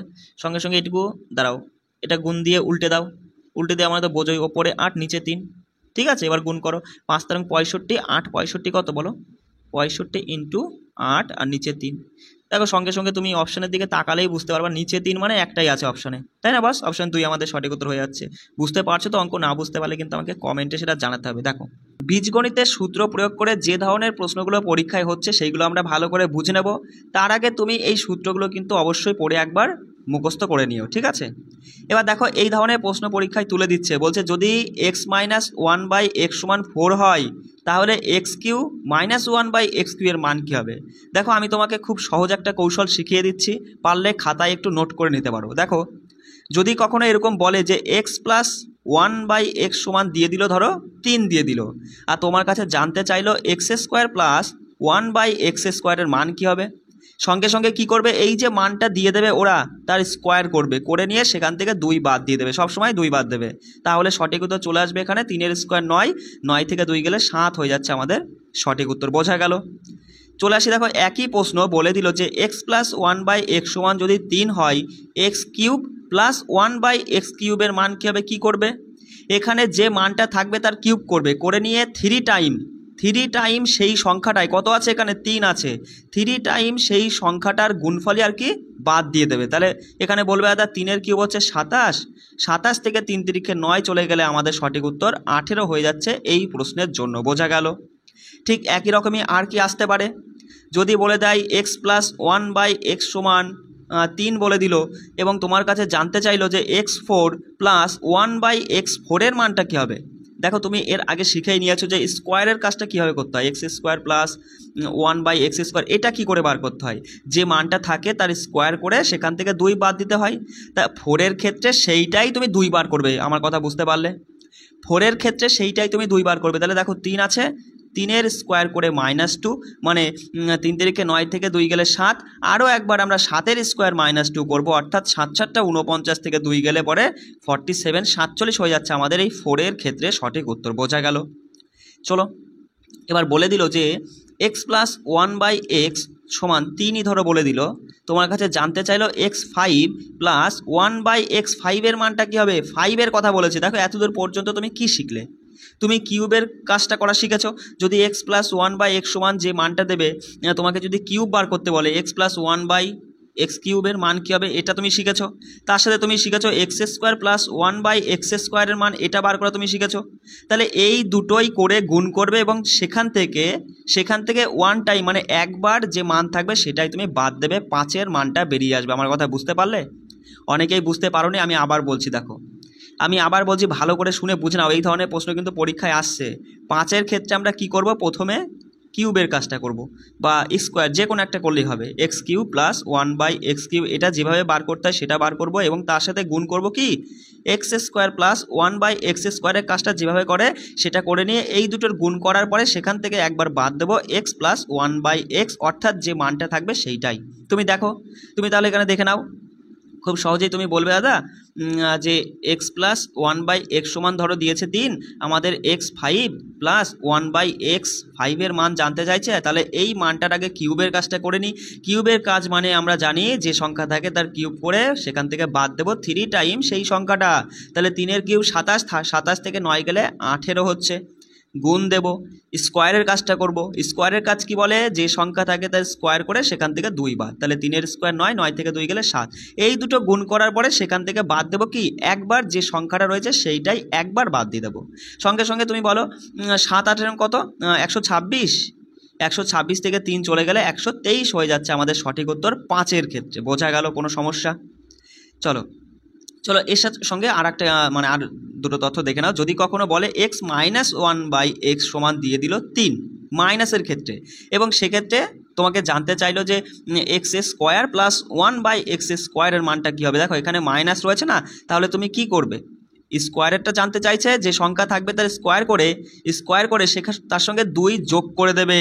দেখো এখানে যদি প্লাস থাকতো তাহলে সেক্ষেত্রে আমরা কি করেছিলাম, 2 বাদ দিয়েছিলাম, তাই না? মানে যে মানটা থাকবে তার স্কোয়ার করে 2 বাদ দিয়েছিলাম, কিন্তু এখানে যদি মাইনাস থাকে তাহলে সেক্ষেত্রে আমরা কি করব, +2 করে দেবো। তাহলে সঠিক উত্তর এখানে হয়ে যাচ্ছে 3 স্কোয়ার 9, 9 আর 2 11 হয়ে যাচ্ছে আমাদের এই প্রশ্নের সঠিক উত্তর। বোঝা গেল?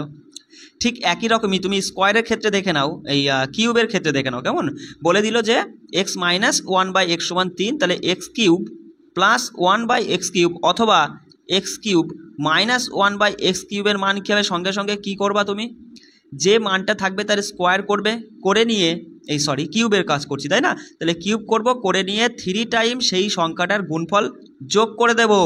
আমাদের এখানে প্লাস থাকলে আমরা মাইনাস করেছিলাম, এখানে মাইনাস আছে তাই যোগ করে দেবো। সঙ্গে সঙ্গে বলবা 3 কিউব হচ্ছে দাদা 27 হচ্ছে, তার সঙ্গে যদি আমরা 9 যোগ করে দিই তাহলেই আমাদের সঠিক উত্তর চলে আসবে। বলো কত হচ্ছে, 36 হয়ে যাচ্ছে আমাদের সঠিক উত্তর। বুঝতে পারলে কোনো সমস্যা?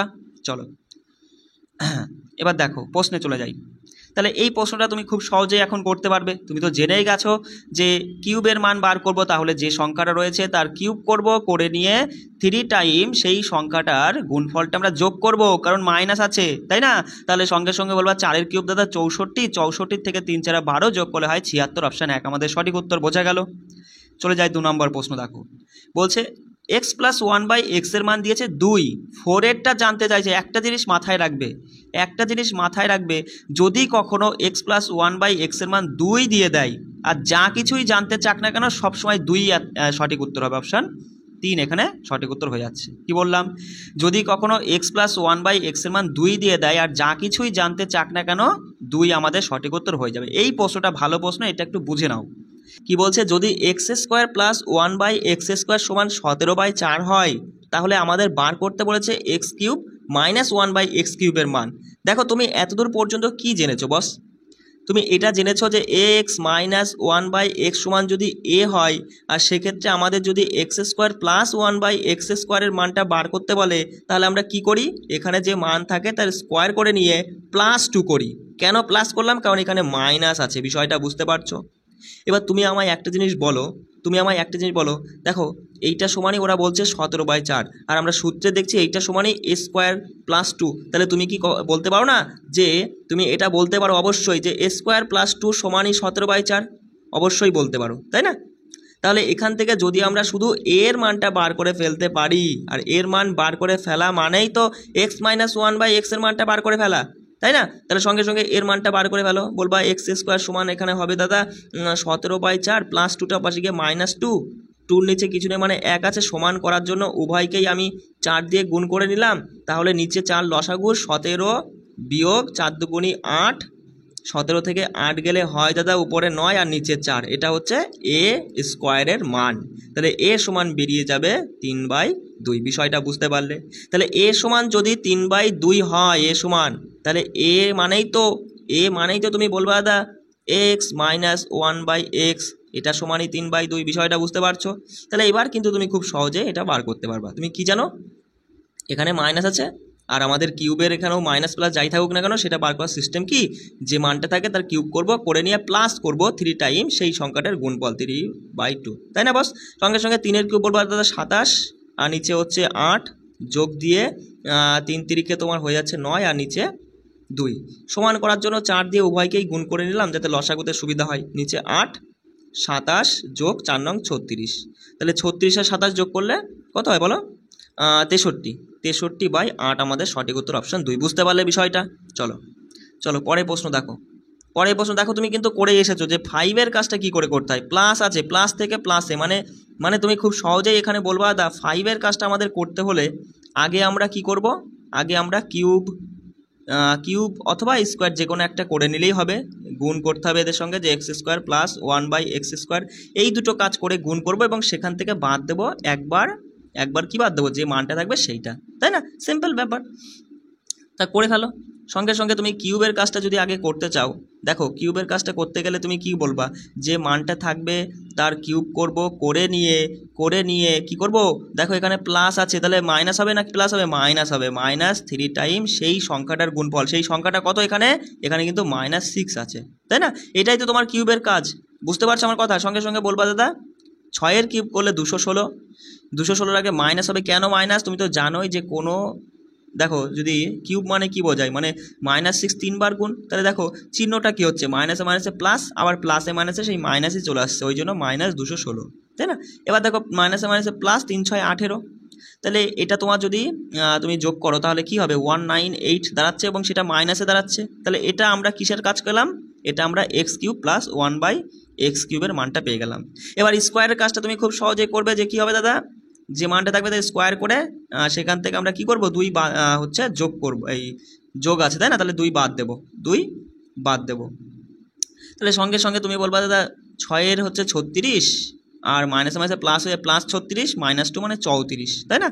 তাহলে তুমি বলবা গুণ 34, আর সেখান থেকে বাদ দিতে হবে আমাদের কি, যে সংখ্যা থাকে সেটা -6। দেখো মাইনাসে মাইনাসে প্লাস হয়ে যায়, +6 হয়ে যাচ্ছে, তাহলে এইটা গুণ করে সেখান থেকে 6 বাদ দিবা। দেখো 100 আমি লিখে নিচ্ছি, হ্যাঁ, -198 ইন্টু 34, আর হচ্ছে তোমার ওদিকে কি থাকলো, ওদিকে থাকলো হচ্ছে +6, তাই না?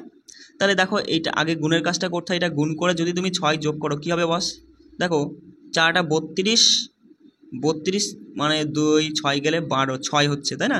6 কিন্তু এককে করে প্রত্যেকেরই রয়েছে। দেখো এটা গুণ করো, তুমি গুণ করেই দেখো, হ্যাঁ, গুণ করে দেখবা সঠিক উত্তর চলে আসবে আমাদের। নিজেরা একটু গুণটা করে নিও, কেমন? চলো পরের প্রশ্ন দেখো x² প্লাস 4y² সমান এটা দিয়েছে এবং বলে দিচ্ছে যে x -2y সমান 5, তাহলে কিউবের মান জানতে চাইছে। দেখো সূত্র দিয়ে তো হবেই, সূত্র দিয়ে তো প্রশ্ন সমাধান হবেই, কিন্তু সূত্র ছাড়া কিভাবে করা যায়, কারণ সবসময় তোমাদের অনেকেরই সূত্র মাথায় থাকে না। তুমি নিজের একটা সাধারণ নলেজটা দিয়ে ভাবো, যে আমরা বুঝতে পারছি যে x আর -2y সমান 5 আসছে, মানে x আর y এমন কি রাখবো যেখানে এই কাজটা করে 5 আসবে এবং তাদের স্কোয়ার ঠোয়ার করে এখানে 53 চলে আসবে। 53 আসছে মানে কিন্তু খুব বেশি বড় সংখ্যা নয় এক্স আর ওয়াই। দেখো ওয়াইয়ের মান তুমি সরাসরি 1 ধরে নিলে, তাহলে 2 অক্ষে 2 -2, তাহলে এক্সের মান কি রাখবে যাতে 5 চলে আসে, এক্সের মান তোমাকে 7ই রাখতে হবে, তাই না? তবেই তো 5 আসবে। তাহলে তুমি কি ধরলে এখান থেকে, যে x সমান 7 ধরলে আর ওয়াই সমান তুমি 1 ধরলে, তাই না?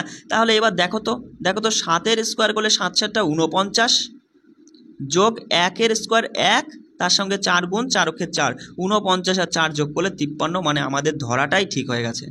এবার তুমি খুব সহজেই করে ফেলতে পারবা দাদা। আমাদের এই মানটা জানতে চাইছে, মানে x মানে 7, 7-এর কিউব করলে 343, সেখান থেকে 1 মানে ওয়াই মানে 1, 1-এর কিউব 1ই হয়, 8 অক্ষে 8 মানে 8 বাদ দেবো, আমাদের সঠিক উত্তর চলে আসবে। বলো কত হচ্ছে? তুমি বলবা দাদা 335 হয়ে যাচ্ছে আমাদের সঠিক উত্তর। বুঝতে পারলে? সবসময় সূত্রই খাটাতে হবে এর কোনো মানে নেই, নিজের দিমাগটাকেও কাজে লাগাতে হবে। দেখো এটা পুরোপুরি একটা সূত্রের উপরে নির্ভর করছে। তুমি দেখো, তোমাদের আমি কিন্তু বলেই দিয়েছিলাম সবার প্রথমেই যে এই সূত্র কটা কিন্তু একটু চটপট পড়ে মুখস্থ করে নিবা। দেখো এখানে এই সূত্রটা অ্যাপ্লাই হবে, কোনটা? এইটা, ঠিক আছে? 1 মিনিট দেখে নাও বস। হ্যাঁ দেখো এবার তাহলে তুমি বুঝেই গেছো যে দাদা এখানে যে মানটা থাকবে তুমি বলতে, দেখো আমি সূত্রটা লিখে নিচ্ছি, ঠিক আছে? যে আমরা কি দেখলাম, যে a plus B plus C তার হোল স্কোয়ার সমান, তুমি বলবা a square plus B square plus C square plus 2ab যোগ বিসি যোগ সিএ, তাই না? একটু লেখাটা কষ্ট করে বুঝে নাও। তাহলে আমরা দেখতে পাচ্ছি এর মানটা 16 দিয়েছে, তাই না? তাহলে 16 স্কোয়ার 256 যোগ এইটুকুনা দিয়ে দিয়েছে ওরা 90 যোগ 2 গুণ তোমার এই AB plus BC plus CA, তাই তো? তাহলে 90টা এপাশে পাঠিয়ে দাও, বিয়োগ হয়ে যাবে, বিয়োগ হলে তুমি বলবা দাদা থাকছে কত বলো, তোমার হচ্ছে এদিকে হচ্ছে 6 1 মানে 166, 166 সমান 2 into AB plus BC plus CA, তাই না? তাহলে দুইটা পাশে গুণ সম্পর্ক আছে এর সাথে, ওপাশে ভাগ হয়ে গিয়ে তুমি বলবা যে 8 দুগুণে 16, 3 দুগুণে 83, 83 আমাদের সঠিক উত্তর, যে এইটার মান হয়ে যাচ্ছে 83, অপশান 2 এখানে সঠিক উত্তর। বুঝতে পারলে কোনো সমস্যা? চলে আসি দেখো পরের প্রশ্নটাই। কিচ্ছু না, এখানে সূত্র অ্যাপ্লাই করতে পারো খুব সহজে, যে এখানে দেখতেই পাচ্ছ যে a মাইনাস বি তার হোল স্কোয়ারের সূত্র, a মাইনাস বি তার a কোনটা 2xটা a আর 5yটা b, তাই তো? তার এর হোল স্কোয়ার সূত্র কি হয়, a square minus B square সূত্র কি হয়, এই a মাইনাস বি তার হোল স্কোয়ার সূত্র হচ্ছে a স্কোয়ার, ঠিক আছে, মাইনাস 2ab। দেখো আমি একবারে লেখার চেষ্টা করছি, ঠিক আছে, এ স্কোয়ার মানে 2x এর স্কোয়ার করলে 4x square square minus 2ab মানে 2 গুণ 2 গুণ 5 মানে 5 দুগুণে 10 আর 2 20, 20xy, ঠিক আছে, হচ্ছে প্লাস বি স্কোয়ার মানে 5 5 25 ওয়াই স্কোয়ার গেল। এবার এইটুকু দেখো, ঠিক একই রকমই a প্লাস বি তার হোল স্কোয়ার সূত্র হচ্ছে a square plus 2ab plus B square, তাহলে এ স্কোয়ার মানে তুমি বলবা 25x স্কোয়ার এ স্কোয়ার প্লাস 2ab মানে একই রকমই 5 দুগুণে 10 দুগুণে 20, 20xy, ঠিক আছে, প্লাস দিয়ে বি স্কোয়ার মানে 2y এর স্কোয়ার, এই যে এটা বি, তাই তো? বুঝতে পারছো আমার কথা? আমি এখানে ভালো করে লিখতে পারছি না, এইটাই সমস্যা।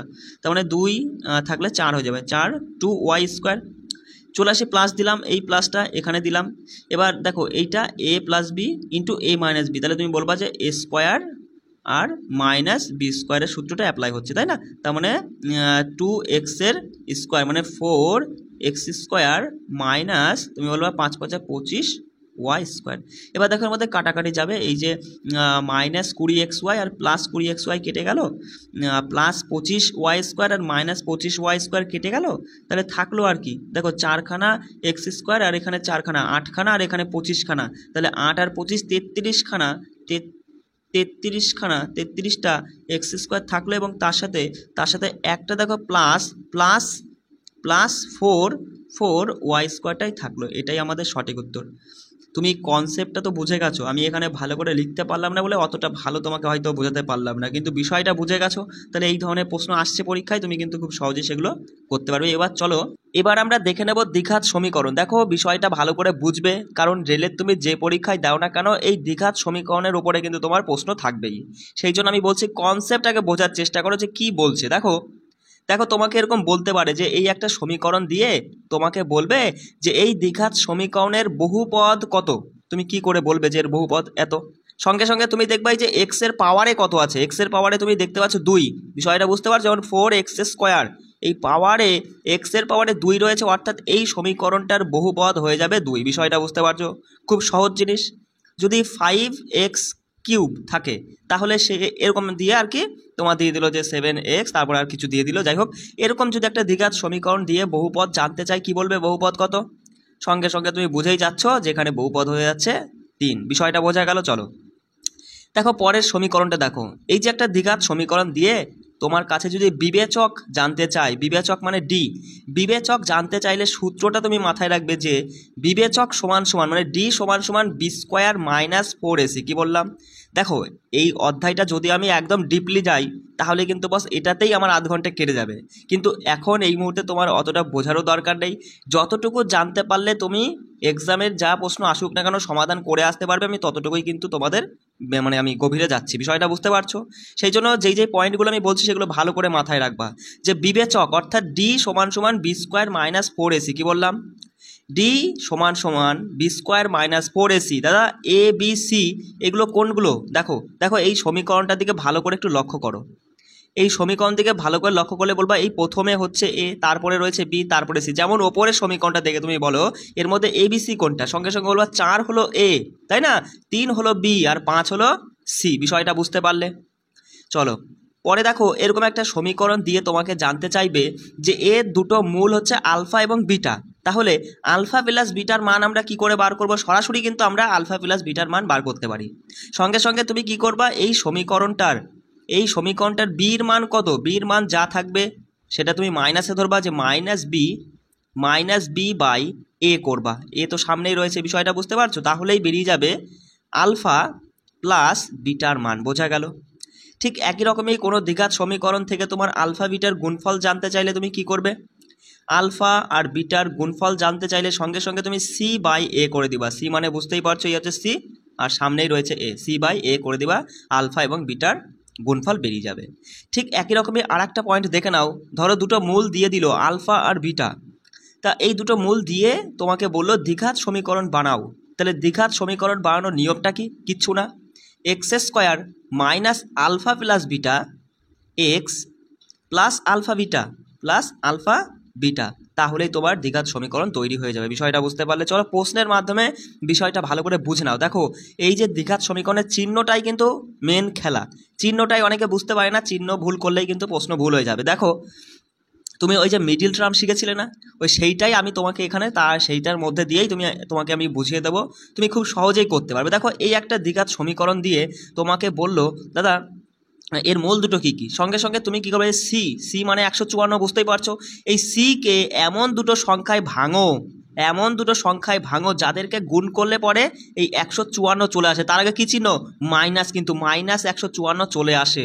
আর এদেরকে এমন দুটো সংখ্যায় মানে তুমি ভেঙে নিয়েছো যাতে গুণ করলে 154 আসছে, এবং যেন তাদেরকে যোগ বিয়োগ করে -3 চলে আসে। দেখো বীর মান কত, -3 রয়েছে, -3 চলে আসে। সঙ্গে সঙ্গে তুমি বলবা 11 আর 14, তাই না, কারণ 11 14 গুণ করলেই তোমার হচ্ছে 154 চলে আসছে। আর এই 11 14 যোগ বিয়োগ কিছু একটা করে আমাদের -3 যদি আনতে হয়, তাহলে তুমি খুব ভালো মতোই বুঝে গেছো যে 14টা তোমাকে মাইনাসে নিতে হবে আর 11টা তোমার প্লাসে নিতে হবে, তবেই না তুমি বলবা দেখো 11 14 154 প্লাসে মাইনাসে মাইনাস, -154 হলো, আর 11 আর 14-র মধ্যে আমি যদি 11টা প্লাসে নিই আর -14 নিই, তবেই তো আমাদের এদেরকে যোগ বিয়োগ করে কিছু একটা করে আমাদের কি আসছে, -3 আসছে। বিষয়টা বুঝতে পারছো? তাহলে এখানে এক্স এর মান কি দাঁড়াচ্ছে, তুমি এক্স এর মান বলতে কি তুমি এই সমীকরণে আলফা বিটা তুমি কি পাচ্ছ, দেখো দেখো তুমি আলফা প্লাস 11 এটা সমান 0 বলবে, আর বিটা -14 এটা সমান তুমি 0 বলবে। বিষয়টা বুঝতে পারছো? তাহলে এখানে কিন্তু আলফা বিটার মান বেরোয়নি, আলফার মান কি বেরোবে, সঙ্গে সঙ্গে তুমি এখানেই লিখছি আলফা সমান সমান বলবা এই 11টা ওপাশে চলে যাবে, তবেই তো আলফা সমান বেরোবে, বিষয়টা বুঝতে পারছো? তাহলে 11টা এপাশে প্লাস আছে, ওপাশে গিয়ে -11 হয়ে যাবে। ঠিক একই রকমই বিটা সমান বেরিয়ে যাবে, এপাশে -14 আসে, ওপাশে গিয়ে সেটা +14 চলে আসবে। তার মানে এখানেই তুমি বলবা আলফা সমান -11, বিটা সমান +14। তাহলে আলফা বিটাই তো দুটো মূল, তাহলে মূল দুটো কি কি, একটা হলো -11 আর একটা হলো 14, +14, অপশান 3 আমাদের সঠিক উত্তর। বিষয়টা বোঝা গেল কি, এই চিহ্ন নিয়েই কিন্তু খেলা, ঠিক আছে, এগুলো কিন্তু ভালো করে বুঝতে হবে। চলো কোনো মুখস্থ করার দরকার নেই, শুধু কনসেপ্টটা একবার বুঝে নাও। দেখো পরের প্রশ্নে চলে আসি, বলছে যদি আলফা এবং বিটা সমীকরণ এই যে সমীকরণের মূল হয়, তাহলে আলফা স্কোয়ার বাই বিটা যোগ বিটা স্কোয়ার বাই আলফার মান কি হবে। সিম্পল ব্যাপার, তুমি সঙ্গে সঙ্গে সির দিকে চোখ চলে যাবে তোমার, যে 8টাকে আমরা এমন দুটো সংখ্যায় ভাঙবো গুণ করলে 8 চলে আসে, আর যোগ বিয়োগ কিছু একটা করে আমাদের 6 আনতে হবে, -6 আনতে হবে। কি আনতে হবে, -6 আনতে হবে। সঙ্গে সঙ্গে বলবা দাদা 4 আর 2 সংখ্যা দুটো তাকে লিখে নিলাম, 4 2 8।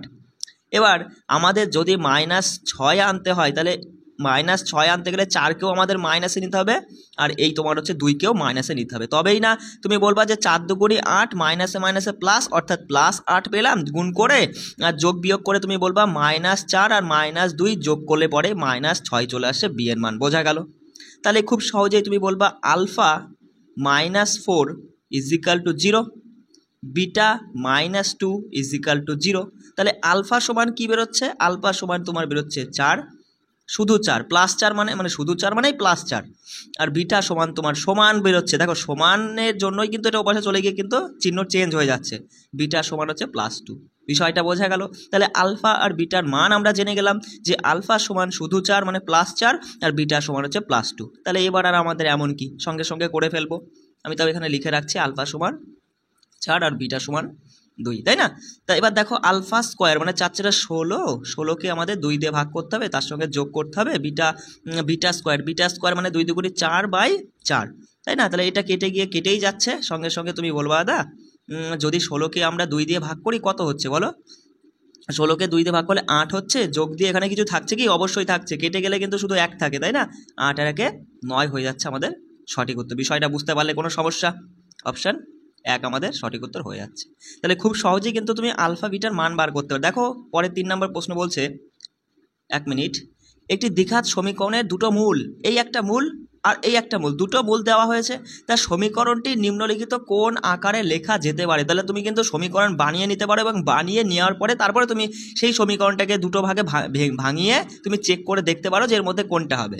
কিন্তু অতটা লম্বা প্রসেসে আমি যাচ্ছি না, তুমি সঙ্গে সঙ্গে সমীকরণে চলে আসো। দেখো সমীকরণে চলে আসো সঙ্গে সঙ্গে, এরকম টাইপের প্রশ্নে সমীকরণ থেকে তুমি আলফা আর বিটা মানে দুটো এক্স মানে এখানে বুঝিয়েছে মূল দুটো, আর আমরা তো জানি মূল দুটোর নাম একটা আলফা বিটা, তাহলে সে দুটো তুমি খুব সহজেই বার করতে পারবে। দেখো প্রথম এক্সের ক্ষেত্রে কি আসছে, প্রথমটা নিলে দেখো কি আছে, আমি এখানে লিখছি ভালো করে বোঝো। 2x - 1 ইন্টু দিয়ে 3x + 2 এই দুটোরই সমান 0। তার মানে এখান থেকে আমরা বলতে পারি যে 2x - 1 এইটা সমানই 0, এবং তার সাথে এইটাও বলতে পারি যে 3x + 2 এটা সমানও 0। অবশ্যই বলতে পারি, পারি কি না? অবশ্যই পারি। তাহলে এখান থেকে তুমি x এর মানটা যদি বার করতে চাও প্রথমটা থেকে, দেখো বস প্রথমটা থেকে যদি তুমি x এর মানটা বার করতে চাও তাহলে বলবা 2x = +1 -1 ওপাশে গিয়ে +1, x সমান হয়ে যাবে তোমার 1/2, তাই না? ঠিক আর একটা ছিল কি 3x + 2 = 0, তাহলে সঙ্গে সঙ্গে তুমি বলবা 3x = -2, x সমান হয়ে যাবে -2/3। তাহলে দেখো দুটো x এর মানই আলফা আর বিটা দুটো মূলের মানই আমরা জেনে গেলাম, একটা হাফ আর একটা হয়ে যাচ্ছে সমান, আর একটা হচ্ছে -2/3। দেখো একটা হচ্ছে হাফ আর একটা -2/3। তাহলে খুব সহজেই কিন্তু তুমি অপশান টেস্ট করে কিন্তু খুব সহজে এই ধরনের প্রশ্নগুলো সমাধান করতে পারবে। মানে এখানে আমাদের অপশান একই সঠিক উত্তর হয়ে যাচ্ছে, আমরা তো পেয়েই যাচ্ছি। তুমি পরেরটা অ্যাপ্লাই করো, দেখো চিহ্ন উল্টোপাল্টা চলে আসবে, প্লাস মাইনাস, এখানে ধরো এখানে মাইনাস আছে, এখানে ধরো প্লাস, এখানে মাইনাস চলে আসবে, চিহ্ন উল্টোপাল্টা আসলে পরেই সেটা সঠিক উত্তর হবে না।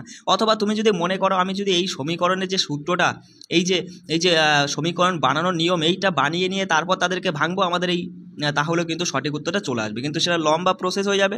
সেই জন্য আমি বলছি এই ধরনের প্রশ্নগুলো তুমি এইভাবে সহজেই করবে। দেখো পরের প্রশ্নে চলে আসি, বলছে যদি এই একটা সমীকরণে পুনরাবৃত্ত মূল থাকে, পুনরাবৃত্ত মূল মানে কি বস? পুনরাবৃত্ত মূল থাকা মানে বিবেচকের কথা বলছে, তাহলে কে এর মান কী হবে? দেখো পুনরাবৃত্ত মূল থাকলে পরেই বিবেচক হয়ে যাবে 0, বিবেচক কী হবে মানে ডির মান 0 হয়ে যাবে। আর আমরা কি জানি বস? আমরা জানি যে ডি সমান b² - 4ac, তাই না?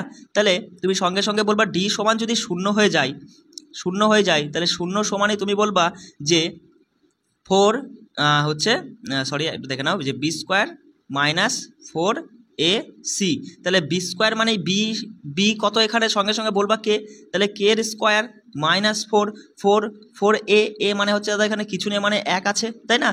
1 আছে, এবার এটা কিন্তু এগুলো সব গুণ সম্পর্কে থাকে, তাহলে তুমি এখানে না বসিয়েই বলবা 4 × 4 হয়ে গেছে, আর সি মানে হচ্ছে কে, তাই না? এইটা সমানই তো 0। আমার কথা বুঝতে পারছো? তাহলে এখান থেকে যদি তুমি কেটাকে কমন নাও, এই পাশটাকে ভালো করে বোঝো, কে কমন নিলে থাকে তোমার কে -4, তাহলে এই কে একটা পার্ট আর কে -4 একটা পার্ট, আর এরা দুটো সমানই যদি 0 হয় তাহলে সঙ্গে সঙ্গে তুমি এটাও বলতে পারবা যে কে সমানও 0, আবার এটাও বলতে পারবা যে দাদা কে -4 সমানও 0, তাই না? তাহলে এই নিচের পরের সমীকরণটা থেকে দেখো তুমি কে সমান সরাসরি +4ও বলতে পারো কি বলতে পারো না? তাহলে কে সমান আমরা কি দেখলাম, কে সমান একবার 0ও আসছে, কে সমান আর একবার 4ও আসছে। তাহলে এখান থেকে কে এর মান আমরা কি পেতে পারি? কে এর মান আমরা 0ও পেতে পারি এবং কে এর মান আমরা 4ও পেতে পারি। অপশান 3 আমাদের সঠিক উত্তর। বোঝা গেল? দেখো বুঝতে না পারলে কিন্তু আমাকে সেটা কমেন্টে তোমাকে কিন্তু জানাতেই হবে, ঠিক আছে? দেখো চলে আসি, দেখো পরেরটা, মূল নির্ণয় করো। এই একটা সমীকরণ তোমাকে তুলে দিয়ে এর মূলটা বার করতে বলবে। দেখো এই ভালো প্রশ্ন, কিন্তু ভালো করে না বুঝলে হবে না। দেখো এর যে দুটো মূল বেরোবে আলফা আর বিটা, সেই দুটো সমান চিহ্নর ওপারে গিয়ে কি হবে? সমান চিহ্নর আলফা আর বিটা সমান ওপাশে গিয়ে কি হয়? দেখো আমি তোমাকে বোঝানোর চেষ্টা করছি। তুমি যখনই মিডল টার্ম করলেই তো এক্স এর দুটো মান বেরোবে, একটা এক্স প্লাস অথবা মাইনাস দিয়ে কোনো সংখ্যা থাকবে, এবং তারপরে আর একটা কি এক্স প্লাস অথবা মাইনাস দিয়ে কোনো একটা সংখ্যা থাকবে, এই দুটোর সমানই তো তোমার হবে 0, তাই না বস? তাহলে তুমি শুধু প্রথম এক্স এর মান বার করতে গেলে তুমি বলবে এখানে যদি প্লাস থাকে, যদি এখানে প্লাস ধরো 4 রয়েছে তাহলে এক্স সমান তুমি সরাসরি বলবা -4 হবে। যদি এখানে মাইনাস ধরো 2 রয়েছে তাহলে সঙ্গে সঙ্গে তুমি বলবা দাদা যে এক্স সমান দিয়ে ওপাশে গিয়ে এটা 2 চলে গিয়ে -2টা হয়ে গিয়ে ওখানে +2 হয়ে যাবে। বিষয়টা বুঝতে পারলে? সমান চিহ্নর ওপারে গিয়ে কিন্তু চিহ্নটা বদলে যাচ্ছে। তাহলে আমি যদি এইখান থেকে যদি আমি সমীকরণে আনার চেষ্টা করি, আলফা বিটার মান আনার চেষ্টা করি, তাহলে আমরা এটা তো বলতে পারি যে এক্স -2 = 0 বলতে পারি কি? অবশ্যই বলতে পারি। দেখো অপশানের দিকে তুমি চলে যাও, ভালো হবে তাহলে। এক্সের দুটো মান দিয়েছে, এক্স সমান বলছে একটা হবে -a, আর একবার বলছে এক্স সমান -a -3 হতে পারে। তাহলে আমি যদি এদিকে নিয়ে আসি, আমরা তো এটা বলতে পারি যে এক্স প্লাস a = 0, তাই না? এই যে এ পাশে যখনই চলে আসলো তখনই সেটাকে আমরা কি বলবো? আলফা বলবো, একটা মূল। আর একটা আছে এক্স, আমরা বলতে পারি যে প্লাস এ মানে প্লাস না দিলেও হয়, যে a + 3 = 0। আমরা উল্টো দিকে ঘুরে আসলাম, বিষয়টা বুঝতে পারছো? তাহলে এটা হয়ে গেল বিটা। তাহলে এই আলফা আর বিটা এই দুটোর যোগফলই তো থাকে এখানে। বিষয়টা বুঝতে পারছো? তাহলে যোগ করে দেখো তো যে প্লাস এ, আর তুমি যদি +a + 3 যদি যোগ করো তাহলে তোমার এখানে 2a + 3 আসছে। দেখো 2a + 3 চলে আসছে। আর তুমি তো জানোই যে এদের আলফার বিটার গুণফলটাই থাকে এখানে, আলফার বিটার গুণফলটাই হচ্ছে সি এর মান, তাই না? সঙ্গে সঙ্গে বলবা যে +a, আর তার সাথে যদি তুমি গুণ করো যে +a + 3 যদি গুণ করো, তাহলে এ গুণ করলে বলবা দাদা a² + 3a। দেখো তো আসছে কিনা? দেখো এখানে কিন্তু তোমার এই সি এর মানটা বেরিয়ে যাচ্ছে, আলফার বিটার গুণফলটা বেরিয়ে যাচ্ছে। বিষয়টা বুঝতে পারলে? তার মানে এখানে আমাদের অপশান একই সঠিক উত্তর হয়ে যাচ্ছে। তুমি অপশান টেস্ট করলেই ভালো বুঝতে পারবা। দেখো সঙ্গে দেখো আমি যাচ্ছি 2 নম্বরেরটা বোঝা, 2 নম্বর অপশানে যাচ্ছি। দেখো এক্স সমান বলছে একটা +a একটা a + 3। তাহলে তুমি এক্স সমান যদি এ হয় তাহলে আগে আলফা সমান কি হবে? এক্স -a = 0 হবে। আর এখানে এক্স সমান a + 3 যদি হয় তাহলে আগে নিয়ে আসলে পরে তুমি বলবা এক্স -a -3 = 0। তাহলে এটা বিটা আর এটা হচ্ছে আলফা। তাহলে আলফার বিটার যোগফলই তো বি এর মান আসে। তুমি করো তো -a আর -a -3 যোগ করলে বলবা -2a -3। দেখো এখানে কিন্তু +2a +3 আছে, সেই জন্য অপশান 2 সঠিক উত্তর হবে না। ঠিক একই রকমভাবে দেখলে পরে 3ও হবে না, 4ও হবে না, অপশান 1 আমাদের সঠিক উত্তর হবে। এইটা শুধুমাত্র তোমার দিমাগ দিয়েই কিন্তু তুমি এইভাবে খুব সহজেই করতে পারবে। চিহ্নগুলোই কিন্তু ভালো করে তোমাকে বুঝতে হবে যে আলফার বিটা সমান কি হবে আর সমানের আগে কি হবে। আবারও বলছি, বুঝে নাও। আলফা +4 = 0 যদি হয়, আলফা সমান হয়ে যাবে শুধু 4 মানে +4। ঠিক একই রকমই বিটা -3 = 0 যদি হয় তাহলে বিটা সমান হয়ে যাবে +3। বিষয়টা বুঝতে পারলে? চলো দেখো এই দ্বিঘাত সমীকরণটা দুটো মূল বার করো। সঙ্গে সঙ্গে বলবা দাদা এই ক্ষেত্রে আমরা কিভাবে মূল বার করব? আমরা দেখতে পাচ্ছি যে এই যে x² এখানে 5 আছে, a এর মান আছে, তাহলে এই 5টাকে কি করতে হয়? এই c এর সাথে গুণ করতে হয়। তাহলে 5 × 85। এবার এই 85কে আমরা দুটো সংখ্যায় ভাঙবো। কটা সংখ্যায়? দুটো সংখ্যায় আমরা ভেঙে নেব। ভাঙলে পরে যাদের গুণফল 85 হয় এবং যোগ বিয়োগ কিছু একটা করলে -12 চলে আসে, সঙ্গে সঙ্গে বলবা যে 5 আর 17ই তো 85, তাই না বস? 5 17 85। এবার 12 যদি আমাদের -12 যদি আনতে হয় তাহলে 17কে আমাদের মাইনাসে নিতে হবে আর 5টাকে আমাদের প্লাসে নিতে হবে। তাহলেই তুমি দেখো গুণ করে -85, তাই না? এখানে আমি বলেই দিয়েছি যে 5 এ পাশে যা থাকবে, এই যে 5 রয়েছে সেটা কিন্তু এর সঙ্গে গুণ হয়ে যাবে। বিষয়টা বুঝতে পারছো? এবার দেখো এখানে তাহলে কিন্তু যোগ বিয়োগ করে -12 চলে আসছে। তাহলে এখানে তুমি সমীকরণ দুটো আলফা বিটা কী পাচ্ছ? তুমি একটা বলবা দাদা আলফা +5 প্লাস, এ দেখো প্লাস আছে, হ্যাঁ, +5 = 0। তুমি বলবা নিচে লিখি বিটা -17 তো -17 সমান 0। তাহলে আলফা সমান একটা মূল, আলফা একটা মূল, বিটা একটা মূল, তাহলে আলফা সমান বেরোবে -5। আমার কথা বুঝতে পারছো? আর বিটা সমান বেরোবে দাদা, বিটা সমান বেরোবে মাইনাস আছে অবশ্যই +17, মানে শুধু 17। বিষয়টা বুঝতে পারলে? এবার হয়ে গেল? হয়নি। কেন হয়নি? কারণ আমরা ওই যে 17 তো ছিল, 5 দিয়ে গুণ করেছিলাম 85, তাহলে এবার এদেরকে কি করতে হবে? এদেরকে ওই তোমার 5 দিয়ে ভাগ করে দিতে হবে। কি বললাম? আমার কথা বুঝতে পারছো? তাহলে দেখো 5 5 কেটে গিয়ে -1 হয়ে যাচ্ছে আলফার মান, আর 17কে 5 দিয়ে ভাগ করলে 17/5 হয়ে যাচ্ছে আমাদের বিটার মান। তাহলে -1 আর হচ্ছে তোমার +17/5, অপশান 2 আমাদের এই প্রশ্নের সঠিক উত্তর হয়ে যাচ্ছে, যে -1 হবে আর +17/5 হবে। বিষয়টা বুঝতে পারলে? কোনো সমস্যা হলো? দেখো দারুণ বিষয়, কিন্তু এর মধ্যে আরও অনেক কিছু বোঝার আছে, কিন্তু এতটুকু তুমি যদি ভালো করে বুঝে নিতে পারো বস, তাহলে তোমাদের এই যে গ্র্যাজুয়েট লেভেলেই কিন্তু এরকম টাইপের প্রশ্ন জিজ্ঞাসা করছে, এগুলো সবই কিন্তু গ্র্যাজুয়েট লেভেলে আসা প্রশ্ন। হ্যাঁ, বিষয়টা বুঝতে পারছো? তোমাদের ওই ঠিক একই রকমই জানতে চাইবে, এরকম সমীকরণ দিয়ে মূল বার করতে বলবে, আর না হলে দুটো মূল টুল দিয়ে তোমাদের এরকম সমীকরণ তৈরি করতে বলবে, এর বাইরে আর বেশি এক্সট্রা করে কিছু দেবে না, কেমন? তাহলে সেই জন্য এখন অতটা ব্রেনে চাপ নিও না। এই যে দেখো তোমাদের তো হাতে বেশি সময় নেই, মোটামুটি আমি তোমাদের জিআই এর ওপরে একটা ক্লাস করিয়েছি, সেই একটা ক্লাসে যদি তোমরা কেউ একজন ভালো করে যদি ওটা সমস্ত টাইপগুলো বুঝে নিতে পারো বস, ওখানে 30-এ 30 নাম্বার চিন্তা করতে হবে না। ঠিক ম্যাথেরই এই যে সম্পূর্ণ ক্লাসটা আমি একদম সমস্ত জ্যামিতি দিয়ে পরিমিতি দিয়ে সমস্ত কিছু কিন্তু তোমাদের এই একটা ক্লাসেই তুলে ধরেছি। আজকে চেষ্টা করছি পুরোটা শেষ করার, কিন্তু বুঝতেই পারছো আমার সেট আপটা বেশি একটা ভালো নয়, পুরোটাও যদি শেষ না হয় অর্ধেক অন্তত করাবোই, আর অর্ধেকটা আর একটা ক্লাসের মাধ্যমে করিয়ে দেবো। এই দুটো ক্লাস তুমি যদি ম্যাথের জন্য করে নাও, এখানেই কিন্তু তুমি 27-28 নাম্বার, 30-এর মধ্যে 28 নাম্বার তুলতে পারবে আন্ডার গ্র্যাজুয়েটের জন্য, বুঝতে পারছো? তাহলে তোমার এখানে তো নাম্বার কতটা উঠে গেল। জিকের জন্য তো আমি হুড়িয়ে ক্লাস করিয়েই যাচ্ছি, জিকেতে যা দিচ্ছি সেগুলো করলে পরে আমি বলেই দিয়েছি অন্তত 40-এর মধ্যে 24-25 নাম্বার তুমি তুলে আসতে পারবা, তাহলেই কিন্তু তোমার ভালো একটা স্কোর দাঁড়িয়ে যাচ্ছে, কেমন? চলো সূচক করণীটা আমরা একটু বুঝি। সূচক ও করণী, দেখো বস কনসেপ্ট আগে ভালো করে বোঝো। কনসেপ্ট তুমি যদি ভালো করে বুঝে নিতে পারো, প্রশ্ন যেমনই আসুক না কেন খুব সহজেই সেইগুলো তুমি সমাধান করতে পারবে, ভালো করে বুঝবে। দেখো আমি এখানে লিখলাম এম এর মাথার উপরে 3, তাহলে এই টোটাল তো একটা সংখ্যা। এবারে এমটাকে বলা হয় বেস, আর মাথার উপরে যেটা থাকে সেটাকে পাওয়ার বলা হয়। ঠিক একই রকম আর একটা সংখ্যা লিখলাম এম এর মাথার উপরে 2, তাহলে ভালোই বুঝতে পারছো এমটা কি বেস, মাথার উপরে যেটা থাকে তাকে কি বলা হয় পাওয়ার।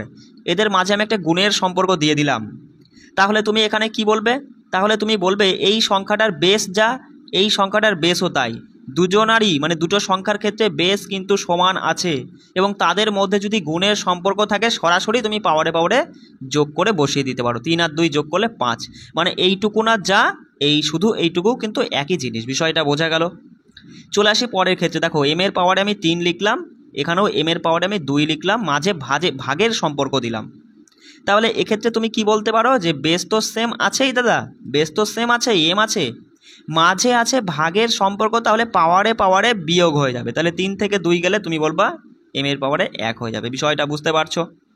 ঠিক এটা না লিখে যদি এইভাবে লিখে দেয়, এখানে দেখে নাও যে এম এর পাওয়ারে 3 বাই এম এর পাওয়ারে 2, এইটা আর এইটা কিন্তু সেম একই জিনিসই, ভাগ মানেই তো তুমি জানো নিচে বাই দিয়ে লেখা যায়, তাই না? চলো আরেকটু দেখে নাও। ধরো আমি এখানে লিখলাম যে এম এর পাওয়ারে 2 এবং তার ওপরে ধরো 3 রয়েছে, তাহলে এই যে পাওয়ারের ওপরে পাওয়ার, তাহলে এদের মধ্যে কিসের সম্পর্ক? গুণের সম্পর্ক মাথায় রাখবে। সরাসরি তুমি এটা বলতে পারো যে এম এর পাওয়ারে 3 দুগুণী 6 হবে। বিষয়টা বুঝতে পারলে? ঠিক একই রকমই দেখে নাও, আমি এখানে বললাম 1/m এর পাওয়ারে রয়েছে তোমার ধরো 2 রয়েছে, তাহলে এটা সমান তুমি কি বলতে পারো?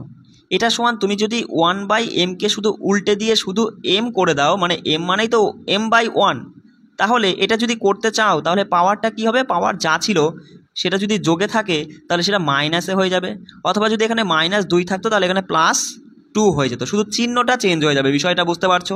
খুবই সহজ জিনিস, আপাতত এইটুকুই মাথায় রাখবে, এই দিয়েই কিন্তু তোমার এই গ্র্যাজুয়েট লেভেলের পরীক্ষায় প্রশ্নগুলো এসেছে। চলো দেখে নাও প্রশ্ন। প্রথমে কি বলছে যে 5, তাহলে 5টা কি? এখানে 5টা বেস, আর ওপরে যেটা রয়েছে 3a-1, এটা হচ্ছে পাওয়ার, ইন্টু 125। বস চেষ্টা করতে হবে, আমাদের সব সময় একটা জিনিস লক্ষ্য করতে হবে, বেসটাকে সমান করার। বেস যদি আমরা সমান করে ফেলতে পারি তাহলে আমাদের কোনো সমস্যাই থাকবে না। সঙ্গে সঙ্গে তুমি বলবা 5-এর মাথার উপরে 3a-1, আর এখানে 125 গুণ দিয়ে 125। বস 125কে আমরা কী হিসাবে লিখতে পারি? তুমি বলবা 5-এর মাথার উপর যদি 3 দিই তাহলেই তো 125, তাহলে তুমি এখানে সেটাই করবে, 5-এর মাথার উপরে 3, তার মানে দেখো 5-এর কিউব করলে 125 হয়ে যায়, মানে এইটাও যা এই বিষয়, মানে এইটাও কিন্তু সেই একই জিনিস, শুধু আমরা কি করলাম? বেসটাকে সমান করলাম। এবার বেস যদি সমান থাকে, মাঝে গুণ সম্পর্ক, তাহলে পাওয়ারে পাওয়ারে কী হয়ে যায় বস? পাওয়ারে পাওয়ারে যোগ হয়ে যায়। সঙ্গে সঙ্গে বলবা 3a-1, এই একটা যোগ দিয়ে 3 করে দিবা। দেখো এখানে ব্র্যাকেট দিলেও হবে, না দিলেও হবে, তাই না? এক্ষেত্রে দেখো তুমি এখানে কি ছিল যে সমান চিহ্ন দিয়ে এখানে 25 ছিল, 25 মানে তুমি বলতে পারো যে 5-এর মাথার উপরে 2, অবশ্যই কিন্তু তুমি বলতে পারো 5-এর মাথার উপরে 2 মানে 5-এর স্কোয়ার 25, এবং এদের পাওয়ারে দেখো এই যে এখানে রয়েছে দেখো 2a-1, তাহলে আমি তোমাকে কি বললাম?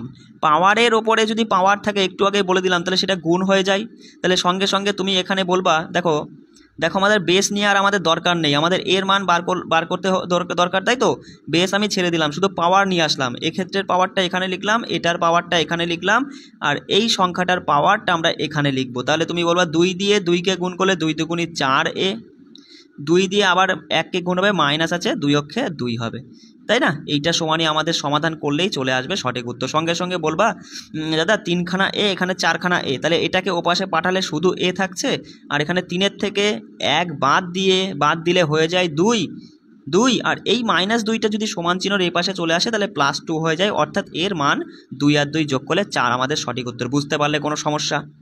চলে আসি পরের প্রশ্নটা। দেখো এখানে বেস আছে 3, এখানে 81 রয়েছে, তাহলে তোমাকে কি করতে হবে, বেসটাকে সমান করতে হবে। তুমি কি করবা, দেখো এখানে 3 আছে মানে তোমাকে এখানে এই বেসটা 3 বানাতে হবে, তাহলে 3-এর পাওয়ারে এমন কি রাখবা। দেখো তুমি খুব ভালো মতোই বুঝবা যে কটা 3 গুণ করলে পরে 81 চলে আসে। তুমি বলবা 3 তিরিক্ষে 9, আবার দেখো 3 নং 27, 3 27 81, মানে 4খানা 3 গুণ করলে 81 চলে আসছে। তার মানে এইটাকে তুমি এইভাবে লিখতে পারো যে 3-এর মাথার উপরে 4 এবং তার ওপরে কি রয়েছে, এক্স রয়েছে, তাই না বস? সমান দিয়ে এখানে তুমি বলবা যে 3-এর মাথার উপরে রয়েছে 2x + 3, তাহলে বেস আমাদের সমান, তাই তো বেস আমাদের সমান রয়েছে। তাহলে আমরা কি করতে পারি, আমরা এক্সের মান যেহেতু বার করব, আমরা বেস নেব না, শুধু পাওয়ার নিয়ে খেলা করব। পাওয়ারটাকে তুমি শুধু নিচে টেনে নিয়ে চলে আসো, 2x + 3 সমান দিয়ে এখানে 4 আর x গুণ করলে 4x। বিষয়টা বুঝতে পারছো? সঙ্গে সঙ্গে এটাকে ওপাশে নিয়ে গেলে পরে মাইনাস হয়ে গিয়ে বলবা 2x, আর এদিকে 3, তাহলে 2x এদিকে 3, তাহলে x সমান হয়ে যাবে 3/2। বিষয়টা বুঝতে পারলে? এবার আমাদের জানতে চাইছে এক্স কিউবের মান কত। দেখো x সমান যদি 3/2 হয়, তাহলে কিউবের মান জানতে গেলে এটাকে আমাদের কিউব করে দিতে হবে। সঙ্গে সঙ্গে বলবা 3-এর কিউব দাদা কত, হচ্ছে 27, আর 2-এর কিউব হচ্ছে 8, তাহলে সঠিক উত্তর হয়ে যাচ্ছে 27/8। দেখো কোথাও আছে কি, দেখো অপশান 4-এই কিন্তু আছে, মানে এটা মিস্টেক হয়ে গেছে, এই 27টা হতো না, এই যে অপশান 4, 27/8 আমাদের সঠিক উত্তর হয়ে যাচ্ছে। পারবে না তাহলে এই ধরনের প্রশ্ন আসলে, চলো পরেরটা করো। দেখো এখানে এম এর মান আমাদের নির্ণয় করতে বলেছে। এম কোথায় রয়েছে ভালো করে একটু লক্ষ্য করে দেখো, এইখানে কিন্তু এম রয়েছে। তাহলে দেখো সমান চিহ্নর এপাশে এই টোটালটা বড় বড় যেগুলো লেখা থাকে সেটাকে আমরা বেস ধরবো। 4/29 এটা হচ্ছে বেস, তাই তো 4/29 এটা হচ্ছে বেস। তুমি একবারেই করবে, লিখতে যাবে না। তাহলে এর পাওয়ারে আছে 9m যোগ 7। এখানে দেখো এখানে কি 4/29 আছে, নেই, এটা 29/4 আছে। তাহলে এটাকে আমাদের উল্টে দিতে হবে। আর তোমাকে আমি প্রথমেই বলে এসেছি, দেখো 1/m এর পাওয়ারে ধরো 2 রয়েছে, এটাকে তুমি যদি উল্টাতে চাও, যদি m/1 করতে চাও, তাহলে পাওয়ারে যেটা থাকে সেটা দেখো 2টা +2 আছে -2 হয়ে যাবে, শুধু চিহ্নটা, পাওয়ারের সংখ্যাটার চিহ্নটা চেঞ্জ হয়ে যাবে। তাহলে সঙ্গে সঙ্গে তুমি যদি এটাকে উল্টে দাও, উল্টে দিলে তো 4/29 হয়ে যাচ্ছে, মানে এখানেও বেস যা এখানেও বেস সমান হয়ে যাচ্ছে। তাহলে পাওয়ারের সাথে আমরা খেলা করছি। তাহলে পাওয়ারে কি আছে, আমরা উল্টে দিলে পরে পাওয়ারে যেটা থাকে সেটা আমাদের কি করতে হয় বস, সেটা আমাদের অন্য মানে যে চিহ্ন থাকে তার বিপরীত চিহ্ন নিতে হয়। তুমি বলছো এখানে 11 আছে, যোগ 11 মানে বিয়োগ 11 হয়ে যাবে, তাই না বস? এবার এক্ষেত্রে দেখো এটা তো সেমই দেওয়া আছে, 4/29ই আছে। তাহলে কি করবে, সঙ্গে সঙ্গে 2 আছে, 2 বসিয়ে দেবে। আর মাঝে গুণ থাকলে পরে দেখো ব্র্যাকেটের মধ্যে রাখো এগুলো, আর এখানে প্লাস করতে হয়, ব্র্যাকেটের মধ্যে রেখে ভালো বুঝতে পারবে, তাই না? এটাকে উল্টে দাও, উল্টে দিলে পরে +3, তার মানে -3 হয়ে যাবে। বিষয়টা বুঝতে পারছো? সঙ্গে সঙ্গে এবার করে ফেলো একটু সমাধান। -3 + 2 +এ -এ -11 সমান 9m + 7। তাহলে এইটুকু আগে করে নাও। দেখো এখান থেকে তুমি ভালো মতোই বুঝতে পারছো যে -11 আর -3 মানে -14, -14 থেকে +2 বেরিয়ে গেলে -12 থাকছে, -12 সমান 9m + 7, তাহলে +7 টেবিলে চলে আসলে হয়ে যাবে -7, তাহলে -7 আর -12 -19 সমান 9m। এবার 9টাকে পাশে গুণ আছে এম এর সাথে, ও পাশে নিয়ে গেলে ভাগ হয়ে যাবে, /9 হয়ে যাবে। তাহলে এম সমান তুমি বলবে -19/9, -19/9 আমাদের অপশান 1 হয়ে যাচ্ছে সঠিক উত্তর। বিষয়টা বুঝতে পারলে কোনো সমস্যা? তাহলে সূচক করণী থেকে এরকম প্রশ্ন আসলে খুব সহজেই করতে পারবে। চলে আসি সরলীকরণ। জানোই তো, বলার আর কিছুই নেই যে সরলীকরণ অঙ্ক আসলে পরেই আমাদের বদমাস রুলটা ফলো করতে হবে। বি ফর ব্র্যাকেট, আগে ব্র্যাকেটের কাজ করব, যার মধ্যে ফার্স্ট ব্র্যাকেট, তারপরে সেকেন্ড, তারপরে থার্ড ব্র্যাকেটের কাজ করতে হয়। তারপরে ও ও বলে তো এর কাজটা করতে হয়, এর মানে ইংরেজিতে অফ বলা হয়, অফের কাজটা করতে হয়। অফ মানেই হচ্ছে গুণ, যেখানে অফ থাকবে সেটা তুলে, অফটা লেখাটা তুলে দিয়ে গুণ দিয়ে দিবা।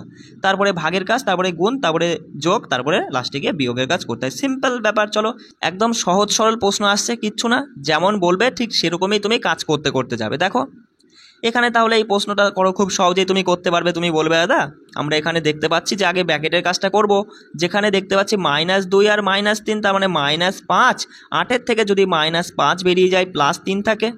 এবার ব্র্যাকেট আছে, ব্র্যাকেটের এপাশে -12 আছে। দেখো -12 আমি একটু লেখার চেষ্টা করছি, বুঝে নাও।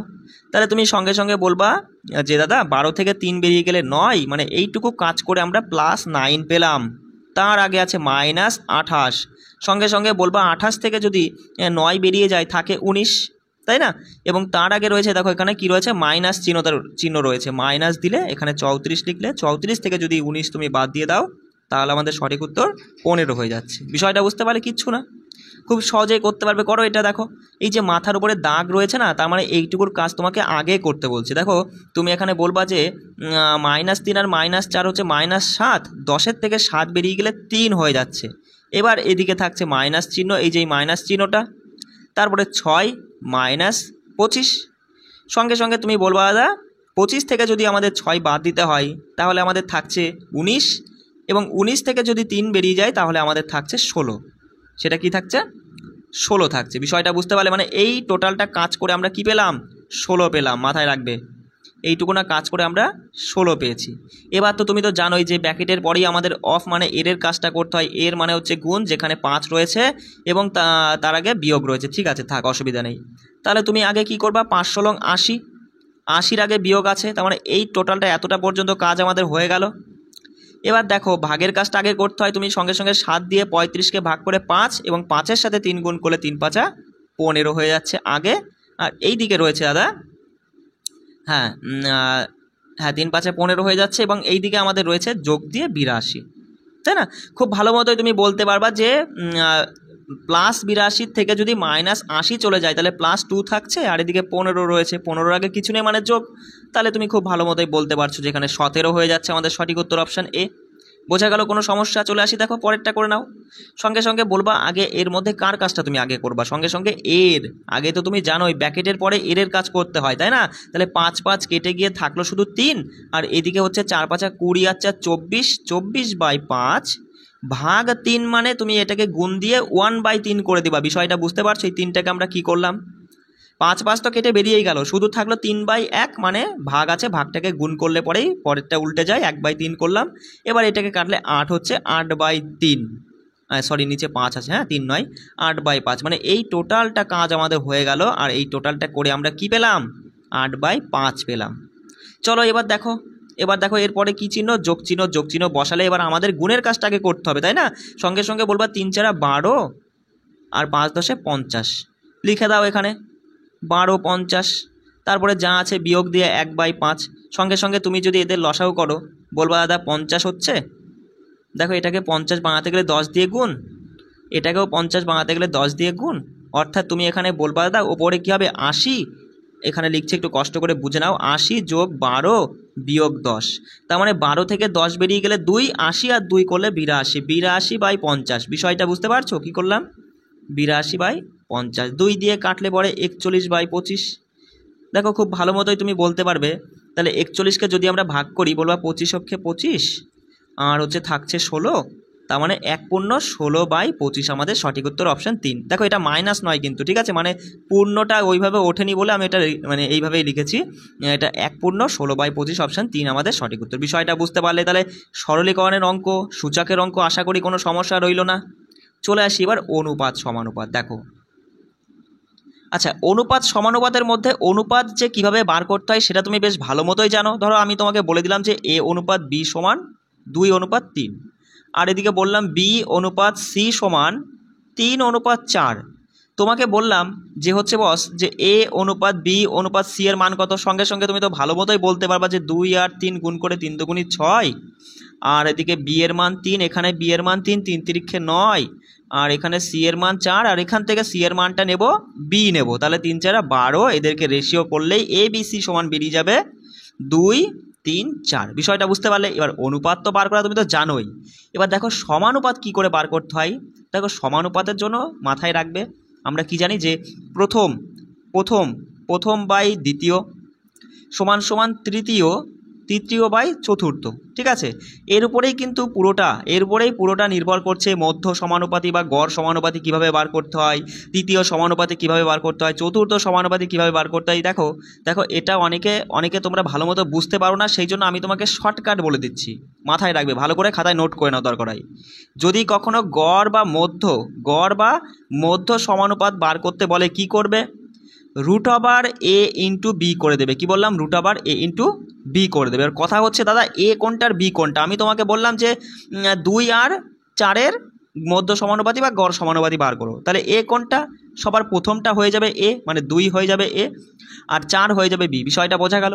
আর একটা সংখ্যা আমি নিয়ে আসলাম 6। তাহলে এর মধ্যে এ বি সি কোনটা? যদি এখানে মধ্য সমানুপাতি না দিয়ে বলো যে চতুর্থ সমানুপাতিটা বার করো, তখন কি হবে? তখন এ হয়ে যাবে প্রথমটা, বি হয়ে যাবে তারপরেরটা, সি হয়ে যাবে তারপরেরটা, পর নেবে। কি বললাম বুঝতে পারছো?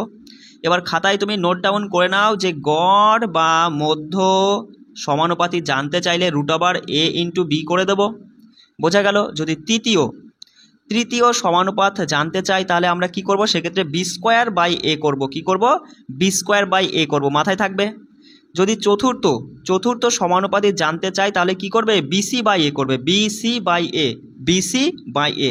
এই তিনটে জিনিসই শুধু একটু চট করে মাথায় রেখে দিও। চলো প্রশ্নে চলে যাই। দেখো 1 নম্বর প্রশ্ন বলছে এই যে 2.8 এবং মানে 17.5 আর কি, মানে এই যে দুটো সংখ্যা এর গড় সমানুপাতি ও 8 এবং 12 এর তৃতীয় সমানুপাতির সমষ্টি কত? দেখো এখানে দুটো তথ্য বলেছে, কিন্তু বলেছে এই একটা সংখ্যা এর আগে গড় সমানুপাতি বার করো, যেটা হবে সেটা, এবং তার সাথে 8 এবং 12 এর তৃতীয় সমানুপাতের যেটা হবে তা এদের দুজনকে যোগ করতে বলছে। সিম্পল ব্যাপার, তুমি আগে এই দুটোর গড় সমানুপাতি বা মধ্য সমানুপাতি বার করো। তুমি তো জানোই দাদা গড় সমানুপাতি বা মধ্য সমানুপাতি বার করতে গেলে এ into B, root over a into B. এ এখানে 2.8 আর বি হচ্ছে 17.5, তাই না?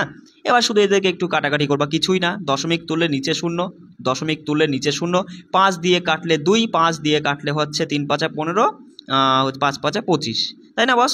2 দিয়ে 28কে কাটলে 14 হচ্ছে, ওপরেই লিখছি। 5 দিয়ে দেখো, 5 দিয়ে হ্যাঁ এখানে 10কে কাটলে 2, 5 দিয়ে এটাকে কাটলে 7, 2 দিয়ে 14কে কাটলে 7 হয়ে যাচ্ছে, মানে রুটের মধ্যে শুধু 7 গুণ 7 থাকছে। তাহলে বুঝতেই পারছো যে 7 গুণ 7 মানে রুটের জন্য 7 গুণ 7 মানে একটা রুটের বাইরে শুধু একটা 7 চলে আসবে। তাহলে আমরা এদের গড় সমানুপাতি বা মধ্য সমানুপাতি পেয়ে গেলাম 7, তাই না বস?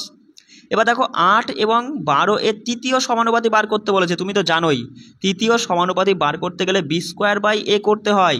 এখানে বি কোনটা? দেখো প্রথমটা এ হয়, পরেরটা বি হয়, আর একটা থাকলে পরে সেটা হয়ে যাবে সি।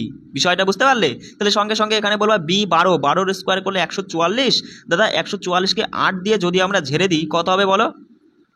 8 অক্ষে 8, 8 8 64, 18। তাহলে এবার বলো 18 আর 7-এর যোগফল। সেটাই তো বলেছে যে এইটা আর এইটা, এই সংখ্যা দুটোর গড় সমানুপাতি এবং এই সংখ্যা দুটোর তৃতীয় সমানুপাতির সমষ্টি মানে যোগফল। সঙ্গে সঙ্গে বলবো 18 আর 7 যোগ করলে 25, অপশান 3 আমাদের সঠিক উত্তর। বোঝা গেল? কোনো সমস্যা? চলে আসি 2 নম্বর প্রশ্ন। বলছে দেখো যদি 2y - 1 এবং 6 এর তৃতীয় সমানুপাতি 12 হয়। দেখো এই পর্যন্ত পড়ো। আমি বারবার তোমাদের বলি যে এই পাটিগণিতের অঙ্ক মানে অঙ্ক বিষয়টাই তোমাকে ভালো করে পড়ে বুঝতে হবে, বুঝতে পারলে একদম ইজি। দেখো এই একটা সংখ্যা, এই দুটো সংখ্যা তৃতীয় সমানুপাতি দিয়েছে 12। বলো তুমি তৃতীয় সমানুপাতি বার করার সিস্টেমটা কি? তুমি তো জানোই, মানে জেনেই গেছো, B square by A. B কোনটা? এই 6 হচ্ছে বি, তাই না? মানে 2 নম্বরে যে সংখ্যা থাকে সেটাই হচ্ছে বি। তাহলে বি স্কোয়ার মানে 36, বি স্কোয়ার বাই এ আছে দাদা কত? 2y - 1। এটাই তৃতীয় সমানুপাতি আর যার মান দিয়ে দিয়েছে 12। বিষয়টা বুঝতে পারলে? সঙ্গে সঙ্গে কেটে দাও, 3 বারং 36। তাহলে সঙ্গে সঙ্গে তুমি বলবা যে 2y - 1 = 3। কী করে 3 হলো বলো? বজ্রগুণন করে 3 হলো। বিষয়টা বুঝতে পারলে? তাহলে এবার সঙ্গে সঙ্গে 2y = 4, y এর মান বেরিয়ে যাবে কত? y = 2 হয়ে যাবে। বিষয়টা বুঝতে পারলে? তাহলে এখান থেকে আমরা কি পেলাম দাদা? y = আমরা 2 পেয়ে গেছি। চলো এবার তারপরে দেখি। বলছে এই একটা সংখ্যা এবং 5 এবং তার সাথে আরও একটা সংখ্যা 39, এদের চতুর্থ সমানুপাতি আমাদের দিয়ে দিয়েছে 15। তাহলে এটার মান কত? দেখো বস চতুর্থ সমানুপাতি বার করার সিস্টেম আমি তোমাকে বলে দিয়েছি বিসি বাই এ। তাই না? বিসি বাই এ, তাহলে এর মধ্যে এই যে এই তিনটে সংখ্যা, একটা দুটো তিনটে, বি কোনটা সি কোনটা, সঙ্গে সঙ্গে বলবা দাদা বি হচ্ছে 5 আর সি হচ্ছে তোমার এই 39, আর বিসি বাই এ, প্রথমটা যেটা রয়েছে 2x + 7, এটা হচ্ছে এ, তাই তো? এটাই হচ্ছে চতুর্থ সমানুপাতি সমান 15, এই যে বলেই দিয়েছে 15। ব্যাস এইটুকুনাই কাটাকাটি করো, দেখো 3 এদিকে কাটলে পরে 13 হচ্ছে, তাহলে বুঝতেই পারছো যে 2x + 7 = 13। তাহলে দাদা 2x সমান 13, 7 পাশে চলে গেলে আমাদের কত হচ্ছে? 6 হচ্ছে, অর্থাৎ x এর মান দাঁড়াচ্ছে 3। তাহলে y সমান পেলাম 2 আর x সমান পেলাম 3। এবার আর এমন কি, এইটার মান জানতে চাইছে, তাহলে তুমি বলবা 3 + 2 = 4, 4 আর 3 7, আমাদের সঠিক উত্তর অপশান 4। বোঝা গেল কোনো সমস্যা? চলো পরে প্রশ্ন দেখো, চতুর্থ সমানুপাতি নির্ণয় করতে বলেছে। এইটা একটা সংখ্যা, এইটা একটা, আর এইটা একটা। তুমি তো জানোই দাদা চতুর্থ সমানুপাতি বার করতে গেলে বি, এটা বি, এটা সি, আর এটা এ, তাহলে বিসি বাই এ, বি লিখে দাও সঙ্গে সঙ্গে, বি আছে স্কোয়ার এস স্কোয়ার টি, বি ইন্টু সি, সির মান তো তুমি দেখতেই পাচ্ছ, দেখে নাও, এস টি স্কোয়ার বাই এ, এর মান আছে এস এর ওপরে 3। তাহলে এখান থেকে কাটাকাটি কেমন যাবে দেখো, এখানে মোটমাট ওপরে এখানে 3খানা এস আর এখানে 2খানা এস আর 1খানা এস, এসগুলো সব বেরিয়ে গেল, শুধু থাকলো একটা টি গুণ আর দুটো টি গুণ, মানে এখান থেকে আসছে টির উপরে 3। বিষয়টা বলছে সিম্পল ব্যাপার, কিচ্ছু না। তাহলে অপশান 1 এখানে সঠিক উত্তর হয়ে যাচ্ছে যে টির উপরে কিউব থাকবে, তাই না? চলো পরে প্রশ্ন বলছে 3টি সংখ্যা, এই যে 3টি সংখ্যা দিয়েছে এদের অনুপাত দিয়েছে, তাই না? তাহলে 3/4, আর একটা দিয়েছে 5/8, আর একটা দিয়েছে 7/12। তা বলছে এদের যদি বৃহত্তম এবং ক্ষুদ্রতম সংখ্যার পার্থক্য 48 হয়, তাহলে বৃহত্তম সংখ্যাটির মান কত? সঙ্গে সঙ্গে তুমি আগে ভগ্নাংশ থেকে একটা পূর্ণ সংখ্যায় আনার চেষ্টা করবে। তাহলে কি করবে, এই নিচে যে সংখ্যাগুলো রয়েছে তাদের লসাগু করবে। লসাগু করলে সঙ্গে সঙ্গে বলবে দাদা এই 4, 8 আর 12 লসাগু 24, তাই না বস? এবার 24 দিয়ে সবাইকে ঝেড়ে দেবো, মানে গুণ করে দেবো। 4 দিয়ে 24কে কাটলে 6, মানে 3 6 18 হলো প্রথমে পূর্ণ সংখ্যায়, তাই না? 8 দিয়ে কাটলে 3, 3 5 15 হচ্ছে। 3 নাম্বারটা কি হচ্ছে, 12 দুগুণে 24, 7 দুগুণে 14 হয়ে যাচ্ছে। তার মানে এই আমরা অনুপাত পূর্ণ সংখ্যায় পেয়ে গেলাম। এ তো নয় এখানে, মানে প্রথমটা হচ্ছে 18, তারপরেরটা হচ্ছে 15, তারপরটা 14। তাহলে এর মধ্যে বৃহত্তম আর ক্ষুদ্রতম কোনটা? 18 হচ্ছে বৃহত্তম, ক্ষুদ্রতম 14। তাহলে এদের পার্থক্য আমরা ইউনিটে দেখতে পাচ্ছি 4 ইউনিট, কিন্তু সংখ্যায় ওরা বলছে পার্থক্য হচ্ছে 48। সঙ্গে সঙ্গে তুমি বলবা 1 ইউনিটের মান হয়ে যাবে 12, তাই তো বস? 1 ইউনিট যদি 12 হয়, আমাদের বলেছে বৃহত্তম সংখ্যা, বৃহত্তম সংখ্যার ইউনিট হচ্ছে 18, 18 12 গুণ করলে আমাদের সঠিক বৃহত্তম সংখ্যাটা বেরিয়ে যাবে। বলো কত হচ্ছে? সঙ্গে সঙ্গে বলবা 18 10কে কত বস? দেখো 12কে 10 আর 2 বলো, তাহলে 18 10কে 180 আর হচ্ছে 36, যোগ করলে তুমি বলবা দাদা এদিকে 216 হয়ে যাচ্ছে। আমাদের সঠিক উত্তর 216, অপশান 3। বুঝতে পারলে কোনো সমস্যা? 5 নাম্বার প্রশ্ন দেখো, বলছে এ এবং বি এর মাসিক আয়ের অনুপাত দিয়েছে এত, তারা প্রত্যেকে 600 টাকা সঞ্চয় করে। যদি তাদের ব্যয়ের অনুপাত এটা হয়, তাহলে বি এর মাসিক আয় কত? দেখো সঙ্গে সঙ্গে তুমি এখানে ধরবা দাদা যে হচ্ছে আয় দিয়েছে অনুপাতে এত, এ বাই বি, তাই তো? এদের আয়ের অনুপাত কি? 4/3। তাহলে আমরা ধরে নিলাম এ 4x টাকা ইনকাম করে আর বি 3x টাকা ইনকাম করে। এবার তুমি আমায় বলো, আয়ের থেকে যদি আমি সঞ্চয়টা ঝেড়ে দিই, মানে সঞ্চয় যদি বাদ দিই, তাহলেই তো তুমি বলবা যে মানে সে এত টাকা ব্যয় করেছে। আমার কথা বুঝতে পারছো? তাহলে দুজনারই 600 করে সঞ্চয়, তাই 600 করে দুজনার কাছ থেকে যদি আমি বাদ দিয়ে দিই, তাহলেই তাদের ব্যয়টা থাকছে। আর ব্যয়টা কী অনুপাতে থাকছে? 3:2, মানে 3/2। ব্যাস এইটুকু নয়, আর কিচ্ছু না। এবার শুধু বজ্র গুণন করবা। দেখো 2 দিয়ে 4xকে গুণ করলে 8x, মাইনাস 6 দুগুণে 1200, সমান সমান 3 দিয়ে এ পাশে গুণ করো 9x মাইনাস 1800। এবার শুধু এ পাশে ওপাশ করো আর তাহলেই হয়ে যাবে। দেখো এটাকে ওপাশে নিয়ে গেলে শুধু x থাকছে, 1800কে এ পাশে নিয়ে আসলে প্লাস হয়ে যাচ্ছে, মানে 1800 থেকে 1200 গেলে 600, তাহলে x এর মান তো 600 বেরিয়েই গেল। তাহলে আমাদের বি এর মাসিক আয়, বি এর বলো, এই যে বি এর ইউনিট কত? 3x। তাহলে 3 6 1800, মানে 1800 টাকা হয়ে যাচ্ছে বি এর মাসিক আয়। বুঝতে পারলে? কিচ্ছু না, শুধু বিষয়টা তোমাকে বুঝতে হয়। বারবার বলছি মাথায় রাখবে, কনসেপ্ট ভালো করে বুঝবে। প্রত্যেকটা যে বিষয় আমি তোমাদের তুলছি, অধ্যায় বলতে পারো, সেগুলোর প্রত্যেকেরই কনসেপ্ট কিন্তু ভালো করে বুঝে নিবা, ঠিক আছে? দেখো পরে প্রশ্ন বলছে a + b, b + c, c + a, এদের অনুপাত দিয়েছে এটা। তাহলে a + b + c সমান যদি 60 হয়, a অনুপাত b অনুপাত c এর মান কত? ভালো প্রশ্ন, একদম সহজ প্রশ্ন। দেখো দেখো তুমি সঙ্গে সঙ্গে এদেরকে যদি যোগ করো, এদেরকে তুমি যদি যোগ করো, যোগ করলে তুমি কি পাবা বলো তো বস? দেখো 2খানা a, 2খানা b, 2খানা c, তাহলে তুমি সরাসরি বলবা যে 2 কমন নিলে a + b + c। আমার কথা বুঝতে পারছো? এটা সমানই ইউনিটে কত আসছে দেখো, ইউনিটে এদেরকে যোগ করে দাও, সঙ্গে সঙ্গে তুমি বলবা দাদা 8 আর 7 হচ্ছে 15, 15 আর 5 20, ইউনিটে 20 আসছে। এবার 2 দিয়ে এটাকে ঝেড়ে দিলে তুমি বলবা a plus B plus C সমান 10, ইউনিটে আমরা দেখছি 10 কিন্তু আসলে তো 60। বিষয়টা বুঝতে পারছো? ইউনিটে 10 কিন্তু আসলে দিয়েছে ওরা 60, তাহলে এই 10কে 60 বানাতে গেলে আমাদের 6 দিয়ে গুণ করতে হবে, তাই না? তাহলে 6 10 60 হয়ে গেল। তাহলে তুমি ভালোই মতোই বুঝতে পারছো যে ইউনিটে আমরা 10 পেলাম কিন্তু আসলে আছে 60, মানে 10 ইউনিট যদি 60 হয় 1 ইউনিটের মান 6, 1 ইউনিট যদি 6 হয় তাহলে তুমি খুব ভালো মতোই বলতে পারবে যে এ আর বি এর অনুপাতটা কত ছিল বস? 8 ছিল। তাহলে এ আর বি এর অনুপাত হচ্ছে 8, তাহলে 1 ইউনিট যদি 6 হয় তাহলে 8 ইউনিট সমান তুমি বলবে যে 6 আটা 48। ঠিক একই রকমই বি আর সি এর ইউনিট 7, তাহলে 7 6 7টা 42 হয়ে যাবে আসলে, তাই না? ঠিক একই রকমই সি আর এর অনুপাতে রয়েছে 5, তাহলে 5 আর 6 গুণ করলে 5 ছক 30 হয়ে যাবে। বিষয়টা বুঝতে পারছো? তাহলে এখান থেকে তুমি আমায় এ অনুপাত বি অনুপাত সি এর মান কি বার করতে পারবে না? তুমি বলবে দাদা এ প্লাস বি প্লাস সি মানে তিনটে যোগ করে আসে 60, আর সেখান থেকে আমরা প্রথমেই দেখছি যে এ আর বি মিলিয়ে হচ্ছে কত 8 ইউনিট, মানে 6টা 48। এ বি যদি 48 হয় আর এ বি সি যদি 60 হয় তাহলে 60-এর থেকে 48 গেলে কত হয়? 12, 12 কে আসছে দেখো, এ বি চলে যাচ্ছে মানে সি পড়ে থাকছে, অর্থাৎ সি এর মান 12। ভালো করে বুঝবে কিন্তু, এর ঘরে বসালে হবে না, আমার কথাটা বোঝো। এ বি সি থেকে যদি এ বি যদি বাদ দিয়ে দাও তাহলে সি পড়ে থাকে, ঠিক একই রকমই 60-এর থেকে 48 বাদ দিলে 12 হলো। বিষয়টা বুঝতে পারলে? ঠিক পরেরটা দেখো, এবিসি এর মান হচ্ছে 60 দাদা, আর বিসির মান হচ্ছে তুমি দেখলে বিসি হচ্ছে 7, তার মানে 6 7টা 42, বিসির মান হচ্ছে 42, তাহলে 60-এর থেকে 42 গেলে হয় কত? 18। 18 কার মান হবে বলো? 18 কার মান হবে? 18 হচ্ছে এর মান হবে। আমার কথা বুঝতে পারছো? অঙ্কটা মানে এখানে গেজি হয়ে যাচ্ছে, আমি ভালো করে লিখতে পারছি না উপরে, সেই জন্য একটু কেমন যেন হয়ে যাচ্ছে। বোঝাতে না পারলে কিন্তু আমাকে কমেন্ট করবে। দেখো সি এর ইউনিটে আছে 5, দেখো সি এর ইউনিটে আছে 5, তাহলে 5 ছক 30, দুজনার যোগফল হচ্ছে 30 আর 3 জনার 60, তার মধ্যে যদি তুমি দুজনারটা বাদ দিয়ে দাও তাহলে বি এরটা সি এ চলে গেলে শুধু বি থাকে কত? 30ই থাকে। এদের রেশিও করলেই সঙ্গে সঙ্গে বলবা 6 দিয়ে কাটলে 3 5 2। তোমাকে কি অঙ্কটা বোঝাতে পারলাম? দেখো মানে অঙ্কটা একটু ঘিজিমিজি হয়ে গেল, বুঝতেই পারছো। যদি বুঝতে না পারো আমাকে কিন্তু অবশ্যই কমেন্ট করবা, ঠিক আছে? চলো পরের প্রশ্ন দেখো, এটাও সেম টাইপের প্রশ্ন চলে এসছে এটা, আর ওই তোমার হচ্ছে এই 5-এরটা একদম একই রকমের প্রশ্ন, তাও আমি একটু করিয়ে দিচ্ছি, ঠিক আছে?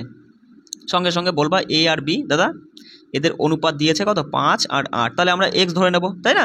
5x আর 8x এই অনুপাতে তারা আয় করে মানে ইনকাম করে। যদি বলছে যদি এ এবং বি যথাক্রমে এত আর এত খরচ করে তাহলে তাদের সঞ্চয়ের অনুপাতটা দাঁড়ায় এত। তুমি আমায় বলো ইনকাম থেকে মানে আয় থেকে যদি তুমি হচ্ছে খরচটা বাদ দাও তাহলেও তো সঞ্চয় পড়ে থাকে। তাহলে এর খরচ কত? 36,000, মানে 36K লিখলাম, আমি অতটা ধরাতে পারবো না তাই 36K। আর বি এর খরচ হচ্ছে 60K, মানে 60,000, তাই না? কে মানে 1000, তুমি তো জানোই ভালো মতো। আর এটা সমানে তুমি বলবে কি বলবে যে ওই যে 3/4 কেন হলো? কারণ আয় থেকে খরচ গেলে সঞ্চয় পড়ে থাকে, এপাশেও সঞ্চয় রয়েছে। বিষয়টা বুঝতে পারলে বস? এবার আর কি ওই বজ্র গুণন করবা, করে তোমার হচ্ছে এক্স এর মান বার করবা, যেটা হবে সেইটাই তোমার হচ্ছে 20 সাথে 8-এর সাথে গুণ করে দেবা, সঠিক উত্তর চলে আসবে। করে আমাকে কমেন্টে জানাও। আর একটা কথা বলছি বস, প্রথম ক্লাসটা আমি এই পর্যন্তই ছেড়ে দিলাম, কেন বলো তো?